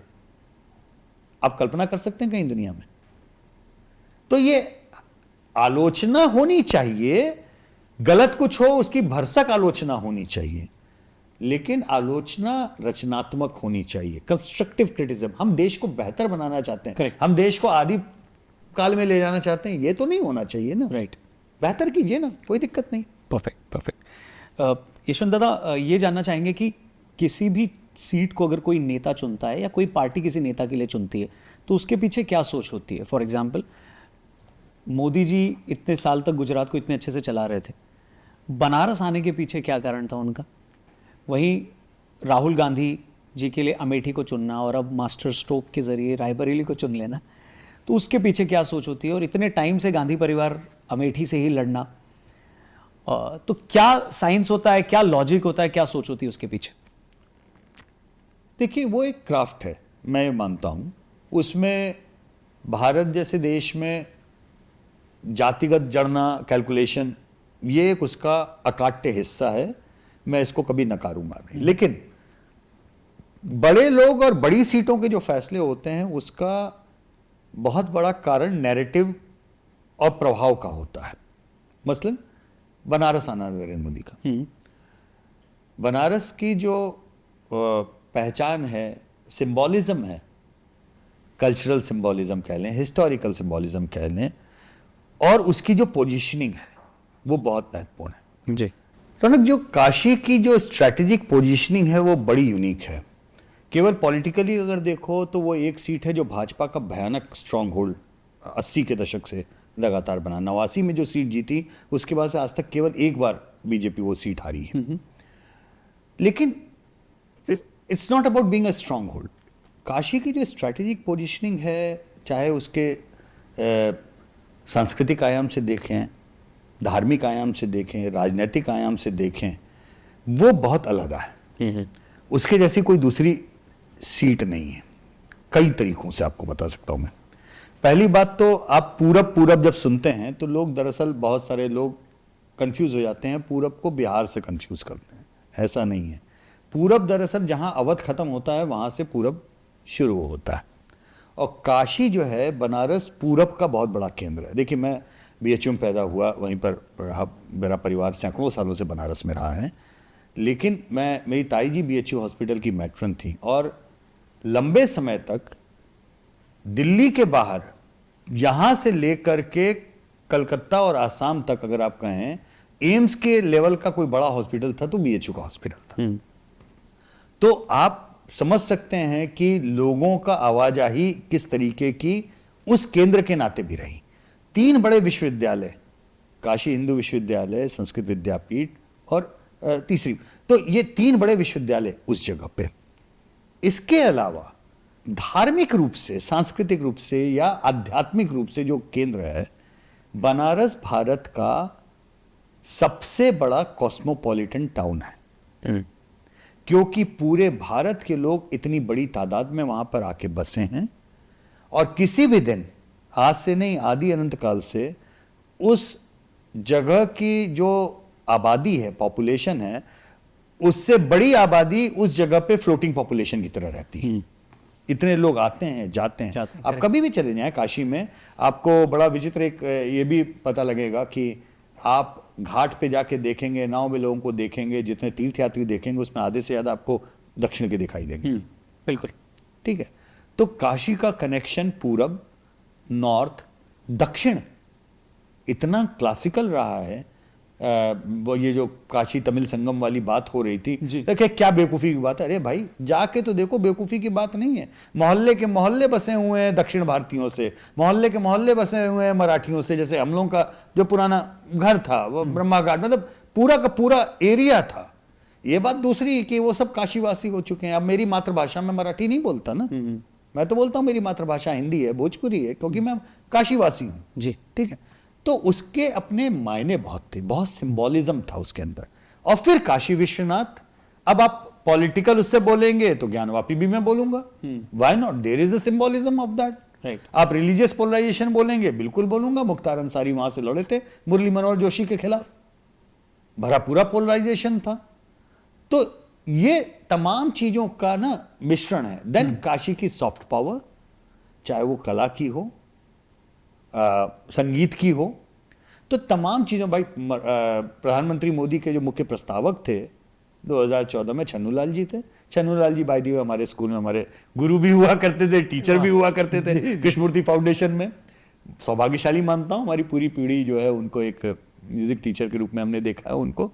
तो वो एक परंपरा, उसका एक अलग है, एक मायने अलग है, और इसलिए सिंबॉलिज्म में उन्होंने वो सीट पिक की। बड़ौदा से भी लड़े, हिस्टोरिक मैंडेट उनको वहां से भी मिला था, उसको छोड़ करके उन्होंने बनारस को कंटिन्यू किया।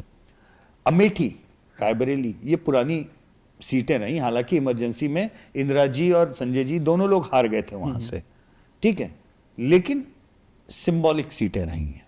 फिरोज जी लड़े उन सीटों से, नेहरू जी का पूरा खानदान, मतलब आप कहें तो उनकी रही। उस सीट को छोड़ के जाना ये सिंबॉलिकली बहुत गलत था राहुल गांधी जी ने। और जाना भी तो कहां जाना, वायनाड, जो कि आर्ग्यूएबली सबसे ज्यादा कंसंट्रेटेड मुस्लिम पॉपुलेशन वाली सीटों में से एक। किसका सलाह होता है ये सब? ये तो आज तक कोई बता ही नहीं पाया। मुझे लग रहा है कि इस सवाल का जवाब आपसे और मुझसे ज्यादा कांग्रेस के समर्थक ढूंढ रहे हैं कि सलाह देता कौन है, सामने पड़े तो सही। किसकी सलाह चलती है, ये आज तक समझ में नहीं आता। क्योंकि कुछ चीजें आपके जिसे कहते हैं ना कन्वेंशनल विजडम कहते हैं ना, कॉमन सेंस कन्वेंशनल विजडम के बियॉन्ड हो जाता है। अब आप कितना भी मास्टर स्ट्रोक बोलें, आपने अमेठी में सिंबोलिज्म यही दिया ना नैरेटिव की, आप छोड़ के भाग गए, वायनाड भाग गए, वायनाड से आप जीते, अब आप इधर आ गए। आपने अमेठी या रायबरेली तब तक डिसाइड नहीं किया जब तक कि वायनाड का चुनाव पूरा ना हो जाए। ठीक है, अब मुझे एक सिंपल सी चीज बताइए, वायनाड रायबरेली आप दोनों जीतेंगे अगर, तो एक सीट आपको खाली करनी पड़ेगी ना, वो सीट कौन सी होगी? वो उसी आदमी से पूछेंगे जिससे वायनाड पूछा था। ठीक है, अगर आप वायनाड रखते हैं, रायबरेली खाली करते हैं, तो वहां पे बाइपोल होगा। ठीक है ना, बाइपोल में अगर तो आप केंद्र में सत्ता में आ गए तो बाइपोल आपके लिए बड़ा अच्छा रहेगा, लेकिन आप सत्ता में वापस नहीं आते हैं और रायबरेली जीत के आप वापस रायबरेली खाली करते हैं, तो क्या आपके लिए या जो भी आपकी पार्टी की ओर से आपकी बहन ही क्यों न लड़ जाए, क्या उनके लिए सहज होगा? क्या आप उनके लिए आसान करके निकलेंगे चीजें? नहीं। खुदा ना खास्ता आप वायनाड खाली करते हैं, हो सकता है कि बाइपोल में आप के परिवार का कोई और लड़े या कोई तो शायद निकाल ले दोबारा, लेकिन केरल जो कि अभी 2 साल बाद चुनाव में जाने वाला है, जहां पे अभी पिछला असेंबली इलेक्शन आप हारे हैं और अब आर्ग्यूएबली आपके लिए सत्ता में वापसी के बड़े अच्छे चांसेस हैं। 10 साल की एंटी इनकम्बेंसी लेफ्ट के अगेंस्ट काम करेगी। पॉलिटिकल विजडम है क्या वायनाड को छोड़ना इस समय? तो ये सवाल सहज रूप से आते हैं, लेकिन और ये मैं बिना मजाक उड़ाए भी मैं कह सकता हूं कि हो सकता है कि भाई कुछ ऐसे इक्वेशन हो जो मेरी छोटी समझ में नहीं आ रहे हो, ज्यादा बड़े स्ट्रेटेजिस्ट होंगे उनके पास में जो समझते होंगे, लेकिन एक लेमैन के जरिए से अमेठी छोड़ना ये मुझे सही निर्णय नहीं लगता।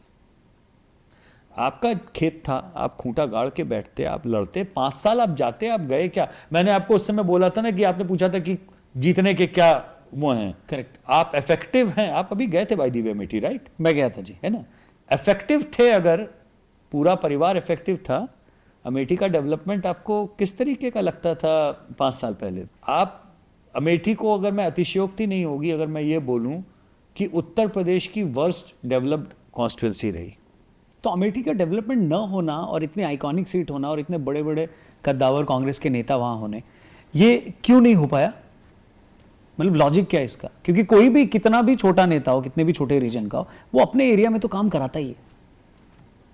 टेकिंग फॉर ग्रांटेड, मुझे ऐसा लगता है, जब आप बहुत ज़्यादा जनता को बिल्कुल टेकन फॉर ग्रांटेड लेते हैं, तब आपको ये लगता है कि न तो मैं काम कराऊंगा तो भी मैं जीतूंगा, ईमानदारी वगैरह के ऊपर कोई बात ना करे तो कोई बात ही नहीं है, और मैं अवेलेबल भी नहीं रहूंगा तो भी मैं जीतूंगा। ठीक है ना? अब ये इस तरीके का टेकन फॉर ग्रांटेड है। मानवीय प्रवृत्ति में रौनक, कोई भी टेकन फॉर ग्रांटेड लेना पसंद नहीं करता, घर के अंदर भी, परिवार के अंदर भी, दो लोगों में भी, दो लोगों में भी। बिल्कुल। रौनक मुझे कितना आदर करें, मैं रौनक को कितना भी प्यार करूं, लेकिन मैं रौनक को टेकन फॉर ग्रांटेड लूंगा, रौनक को नहीं अच्छा लगेगा। करेक्ट, ठीक है ना? टेकन फॉर ग्रांटेड में शायद हो सकता है कि मां बाप एक एक्सेप्शन होते हैं, जिनके प्रति बच्चा नाराज भी होता है तो भी कि मुझे टेकन फॉर ग्रांटेड लिया जाए। ठीक है, लेकिन जब आप पूरी जनता को टेकन फॉर ग्रांटेड लेते हैं तो आपको डेवलपमेंट कराने की कोई, आपने फैक्ट्रियां 2-4 खुलवा दी थी, बड़ी बड़ी आपके क्षेत्र में लग गई थी, नौकरियां बटी कि नहीं बटी इससे कोई वो नहीं, नौकरियां वो फैक्ट्रियां भी बंद हो गई तमाम। क्षेत्र का जो आलम है वहां पे, मैं आपको बताऊं 89 का चुनाव था, लोग छात्र जीवन में सभी लोग उस समय उत्साहित थे चुनाव में, और ऑब्वियस सी बात है विपक्ष का, वीपी सिंह जी का आना और अलग तरीके से था। तो मुझे याद है मैं अमेठी गया था, वहां पे असली गांधी बनाम नकली गांधी की लड़ाई चली, राजगोपाल गांधी विपक्ष के कैंडिडेट थे जी, और शत्रुघ्न सिन्हा जी का कैंपेन था, और ठीक है भाई, जिम्मेदारी मिली कि साथ में जाइए हम लोग और मित्र लोग सब झंडा वंडा लगा करके गए। पीएम का भी मूवमेंट था, राजीव जी पीएम थे, मूवमेंट था, कुछ तो भी वॉकी टॉकी कुछ आया, और लखनऊ जाने वाली सड़क पे शत्रुघ्न सिन्हा जी की सभा समाप्त हो गई थी, हम लोग लखनऊ वापस जा रहे थे, हम लोगों की गाड़ी एक कोने में खड़ी कर दी गई, सारे लोग लाइन से, पूरा काफिला खड़ा, 5-7 गाड़ियां जितनी भी थी। क्यों खड़ी कर दी गई? राजधानी लखनऊ से अमेठी वाली जो सड़क थी वो इतनी चौड़ी भी नहीं थी कि 2 काफिले अगल बगल से गुजर रहे हैं। अच्छा, राजधानी लखनऊ से प्रधानमंत्री की कॉन्स्टिट्यूंसी, वो राजधानी लखनऊ जिसमें उस समय कांग्रेस की सरकार थी, वो प्रधानमंत्री जो कांग्रेस के प्रधानमंत्री थे, उनकी कॉन्स्टिट्यूंसी के बीच में जो सड़क थी वो सिक्योरिटी के लिहाज से इतनी उपयुक्त भी नहीं थी कि 2 काफिले अगल बगल से चीपों चीपों करते हुए निकल जाएं। तो आप और शत्रुघ्न जी कितनी देर खड़े रहे? करीबन 2.5-3 घंटे हम लोग खामोश खामोश, पानी पी पी के खामोश, सब तरफ खामोशी थी और जज्बा अलग था, ठीक है, लेकिन to think in development terms, True. You know how weird that can be. इतना जरूर था कि 2-4 फैक्ट्रियां या उस तरह के इंडस्ट्रियल उन्होंने, चूंकि प्रधानमंत्री कार्यालय से, लेकिन कोई उसके पीछे स्ट्रैटेजी नहीं थी। वो उस तरीके के कई बार काम होते थे ना कि विचित्र तरीके से कि चूंकि कॉन्स्टिट्यूंसी है इसलिए लगा दिया जाए। हर कॉन्स्टिट्यूंसी में सारी इंडस्ट्रीज नहीं लग सकती भाई, उसके पीछे भी एक विज्ञान काम करता है, रॉ मटेरियल का या जो मैन पावर का, इसके पीछे वो चलता था। एक उस 84 के ही बात के समय के एक रेलवे मिनिस्टर थे, अब नहीं है, इसलिए मैं नाम नहीं लूंगा, लेकिन उनकी आलम यह था कि जो भी ट्रेनें शुरू होती थी नहीं, वो सारी उनकी कॉन्स्टिट्यूंसी से होती हो जाती थी। तो किसी को, कितनी बढ़िया बात है, कितनी बढ़िया बात है, किसी को दक्षिण से पश्चिम भी जाना होता था तो उत्तर होते हुए जाता था। तो ये उस तरीके की बात थी कि भाई हम रेल मिनिस्टर हैं तो ट्रेन कहीं की भी जाए वो हमारी सीट से होते हुए जाएगी, ठीक है, क्योंकि मेरे अधिकार क्षेत्र में है।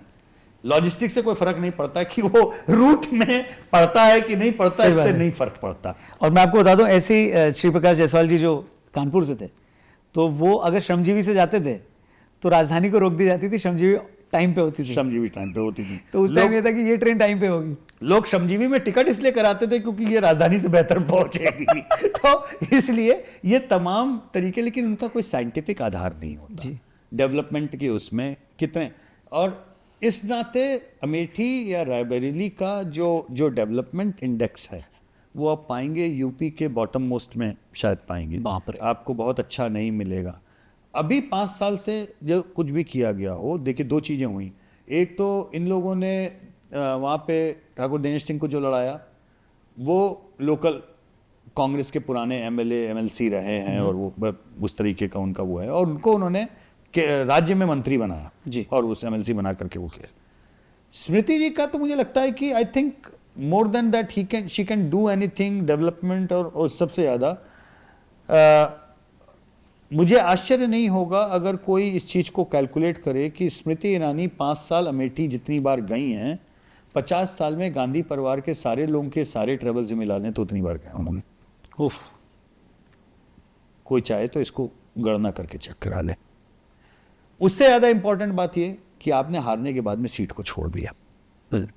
अगर मानिए स्मृति ईरानी के बहुत सारे मीडिया के बड़ा गुस्सा है, बहुत एंटी इनकम्बेंसी है नीचे, आप समझ नहीं रहे हैं, स्मृति के अगेंस्ट में बहुत नाराजगी है।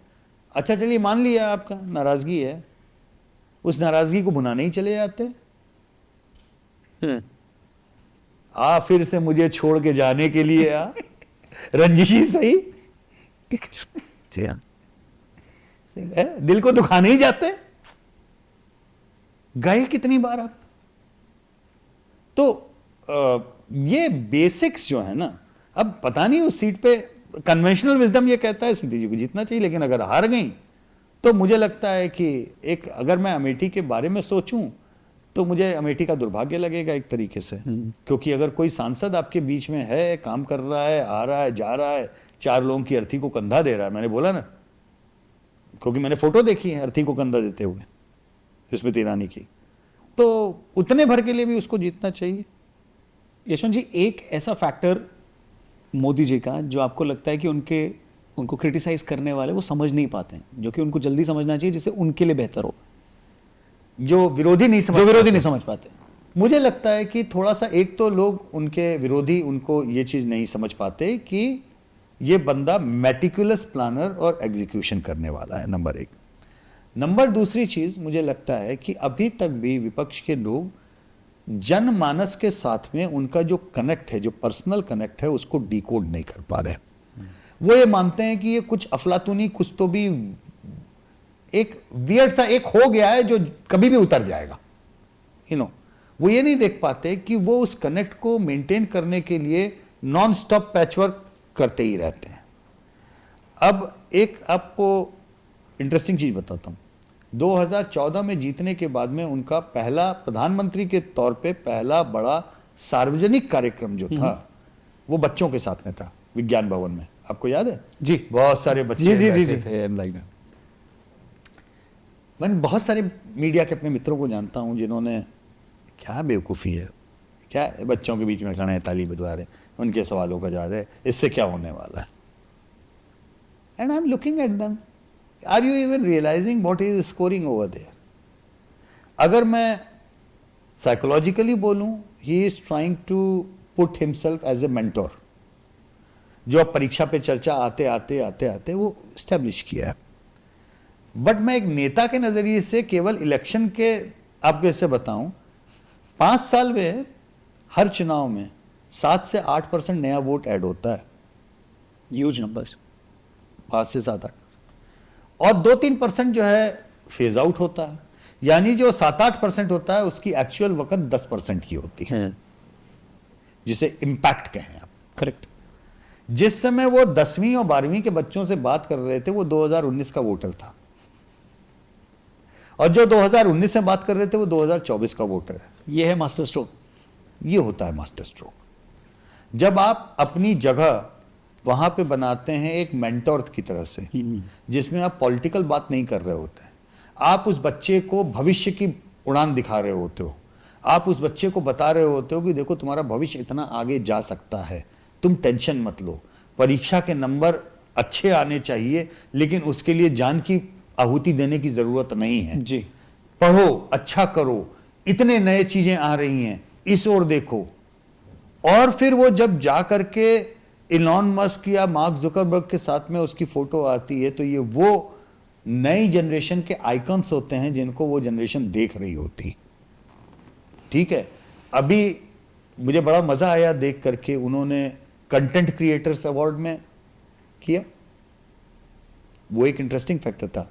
लेकिन वो उसके एक स्टेप और आगे निकल गए, गेमर्स के साथ में उन्होंने एक राउंड टेबल किया। जी। ठीक है, आपको बेवकूफी लगेगी क्योंकि आप नहीं जानते उन गेमर्स को ना। वो जो बच्चे उन गेमर्स को अपना भगवान मानते हैं, इन्फ्लुएंस होते हैं, वो कहां इन्वेस्ट कर रहा है बंदा। उन्होंने इंडिया टुडे के कॉन्क्लेव में मुझे बोलने के लिए गया था, तो उनका जब शाम वाला उनका था, तो उन्होंने अरुण पुरी जी को बोला कि आप 2024 पे रुके हो, मैं 2047 पे अटका हूं। क्योंकि जो गेमर्स से जब वो बात कर रहे हैं तो वो 2024 का वोटर नहीं है उतना, वो 2029 का वोटर है। मैं आपको आज बता रहा हूं जी। तो बंदा इन्वेस्ट कर रहा है पॉलिटिकली अपने आप को, जिस वोट बैंक के चंक को आप मजाक उड़ा रहे थे कि क्या है, बच्चों को बता रहे हैं, वो वोट बैंक आज की तारीख में आज वोट डालने वाले का 20% है। 10% 2014 से 19 और 10% 2019 से 2024। हर 5वां वोटर वो आज की तारीख में भारत वो है जिसने नरेंद्र मोदी के साथ में परीक्षा की चर्चा या मेंटरिंग वाले उस रोल में देखा। उसने नरेंद्र मोदी को पॉलिटिकल अवतार में देखा ही नहीं है, वो उसको पॉलिटिशियन की तरह से देख ही नहीं रहा है। और आप चाहते हो कि आप कैंपेन में धुआं उड़ा करके, कीचड़ उछाड़ करके और सारे मोड करके आप उम्मीद कर रहे हो कि आप उस फर्स्ट टाइम वोटर को इन्फ्लुएंस करके अपनी तरफ ले जाओगे इस कैंपेन के माहौल में, जिसके ऊपर वो पिछले 5 साल से मेहनत कर रहा है। विशुद्ध गणित, अंक गणित, राजनीतिक गणित मैंने बताया। आप समझ सकते हो तो समझो, नहीं समझना चाहते हो तो ज्वार आया है तो किसी दिन भाटा भी आएगा, और भाटा आएगा तो हम अपने आप निकल आएंगे और हम अपने आप जीत जाएंगे। होता था डिफॉल्ट ज्वार, डिफॉल्ट भाटा आता था पहले के ज़माने में, अब नहीं आता। अब आपको भाटे के लिए भी मेहनत करनी पड़ेगी, ज्वार के लिए भी मेहनत करनी पड़ेगी। मेहनत में आप पीछे दिखते हो। मैं प्योर बिल्कुल रेजिलियंस की बात बता रहा हूं कि कहीं ना कहीं मुझे मेहनत में कमी दिखती है। Perfect. So guys, quick rapid fire, तैयार हैं आप? मैं बस कुछ नेताओं का नाम लूंगा। पहले, सबसे पहले आपके दिमाग में क्या आता है जब आप इनका नाम सुनते हैं? सबसे पहले नेहरू जी, स्टेट्समैन। सरदार वल्लभ भाई पटेल, मैं कल्पना ही नहीं कर पाता हूं भारत होता, मैं शब्द नहीं कल्पना कर पा रहा हूं, मतलब हम नहीं होते, भारत नहीं होता जिस रूप में हम हैं, तो शायद एक शब्द में बोलें तो मैं राष्ट्र निर्माता शब्द का प्रयोग करूंगा। इंदिरा जी, इंदिरा गांधी,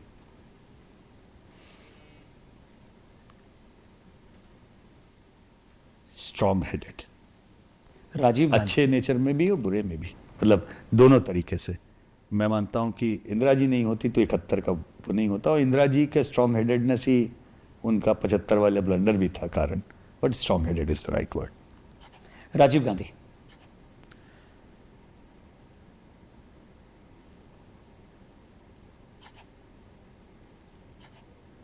मैं डिप्लोमेटिक होने की कोशिश नहीं कर रहा हूं, या आप कह सकते हैं कि मैं गलत कम और अच्छा ज़्यादा देखता हूं, लेकिन मैंने उम्मीद देखी थी। तो राजीव गांधी के समय में जब वो जीते थे, नया कंप्यूटर का दौर, ये दौर, तो he was hope. Atal Bihari Vajpayee, Atal, Lal Krishna Advani, the grace of being number 2, ये लाइन उनके लिए यूज हुई थी जब वो शायद इंडियन एक्सप्रेस की 100 लोगों की फहरिस्त आई थी, और मैं पूरी तरह सहमत हूँ। ग्रेस वॉज एल के आडवाणी। जिस तरीके से उन्होंने अब भाजपा को खड़ा किया, वैचारिक लड़ाई लड़ी, उसके बावजूद भी बिना कड़वा कटु हुए, जिस तरीके से मैंने उनको देखा अक्रॉस द पार्टी लाइन, लोगों के साथ में संबंध निभाते हुए, मिलते हुए, the grace of being number 2, मैंने भारतीय राजनीति में कोई भी नंबर 2 आज तक उतना ग्रेसफुल नहीं देखा। नरेंद्र मोदी, रॉ एनर्जी, मतलब इस बंदे की जो ऊर्जा है वो अविश्वसनीय है, लेकिन ऊर्जा के बियॉन्ड मुझे लगता है कि जो शब्द सही है वो संकल्प शक्ति। जिस चीज को ठान लिया है उसको उसके मुकाम तक ठोंक बजा के पहुंचाए बगैर मुझे शांत नहीं होना, वो प्रभावित करती है। आप असहमत हो सकते हैं उनके उस कॉज से, लेकिन उसकी, इस बंदे की संकल्प शक्ति से प्रभावित हुए बगैर आप नहीं रह सकते। राहुल गांधी,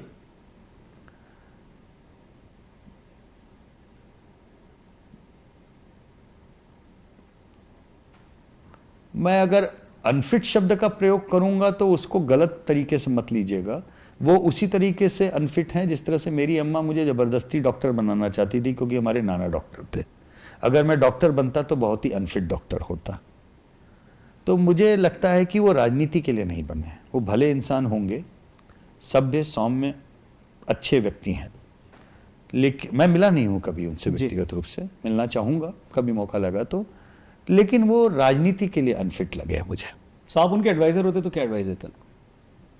मैं उनको एडवाइस देता कि मैंने अपने मन की, आप अपने मन की कीजिए, आप राजनीति में मत जाइए। आपको अगर नहीं लगता है, if it is not your calling, तो केवल पारिवारिक दबाव या जो भी दबाव आपके ऊपर, मैं नहीं जानता। बट आपको लगता है पारिवारिक दबाव है? आप तो एकदम रंग में लगते हैं, बाहें चढ़ाते हुए बढ़िया यात्रा वगैरह भी कर रहे हैं। मुझे नहीं लगता। देखो रौनक, मैं बहुत ही बचकानी सी बात बोलूंगा, अगर मैं तय कर लेता तो डॉक्टर मैं भी बन जाता। स्कॉलर था, बहुत अच्छे नंबर आते थे, लेकिन मैं अच्छा डॉक्टर कभी नहीं बन सकता था। हर एक की कॉलिंग होती है ना। रौनक की कॉलिंग है। रौनक आज जो है वो इसलिए है क्योंकि रौनक अपने पैशन को फॉलो कर रहा है।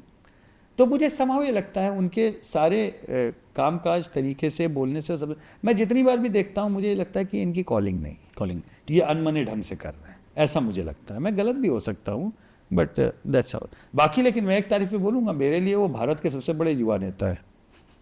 इस पे मैं किसी को बहस की कोई गुंजाइश ही नहीं छोड़ता हूँ, और उसका कारण बहुत साफ है। राहुल गांधी मुझसे उम्र में 2 साल बड़े हैं, जब तक वो युवा नेता हैं तब तक मैं युवा हूँ।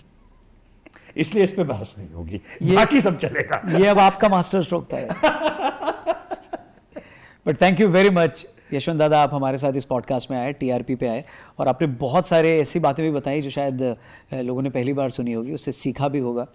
कैसे वोटर की साइकी को समझना है, कैसे नेता किस सीट को चुनता है, इलेक्शन जीतने का फॉर्मूला क्या है, वो आज हमने जाना।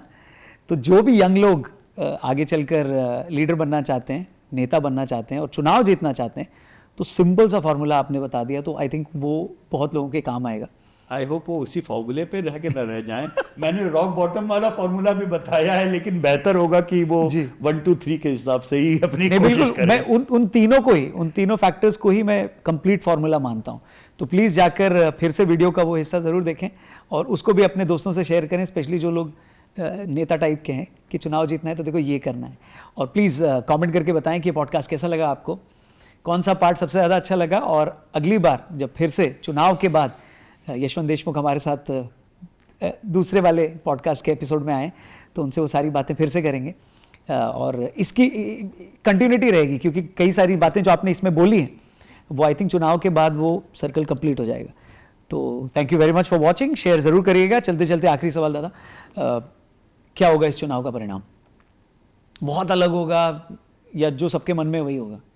अभी तक मुझे कोई ऐसा अलार्मिंग वो सिग्नल नहीं लगा, मतलब कि जिससे मुझे लगे कि जो प्री पोल के हमारे ट्रैकर्स थे उसमें और अभी में, मैं केवल टर्नआउट भी अगर बात करूं तो ये ऐसा 2004 की तरह से कुछ अटपटा होने जा रहा है, वो अभी तक मुझे कोई संकेत नहीं लगे, क्योंकि ना अर्बन रूरल में कोई वेरिएशन वैसा अलार्म नहीं लगा, पुरुष स्त्री में कोई अलार्मिंग टर्नआउट का गैप वैसा नहीं लगा, ट्राइबल नॉन ट्राइबल दलित नॉन दलित जो सीटें होती मैंने सब तरीके से, भाजपा नॉन भाजपा में भी नहीं लगा। केरल में 7% का टर्नआउट गिर गया, तमिलनाडु में गिर गया।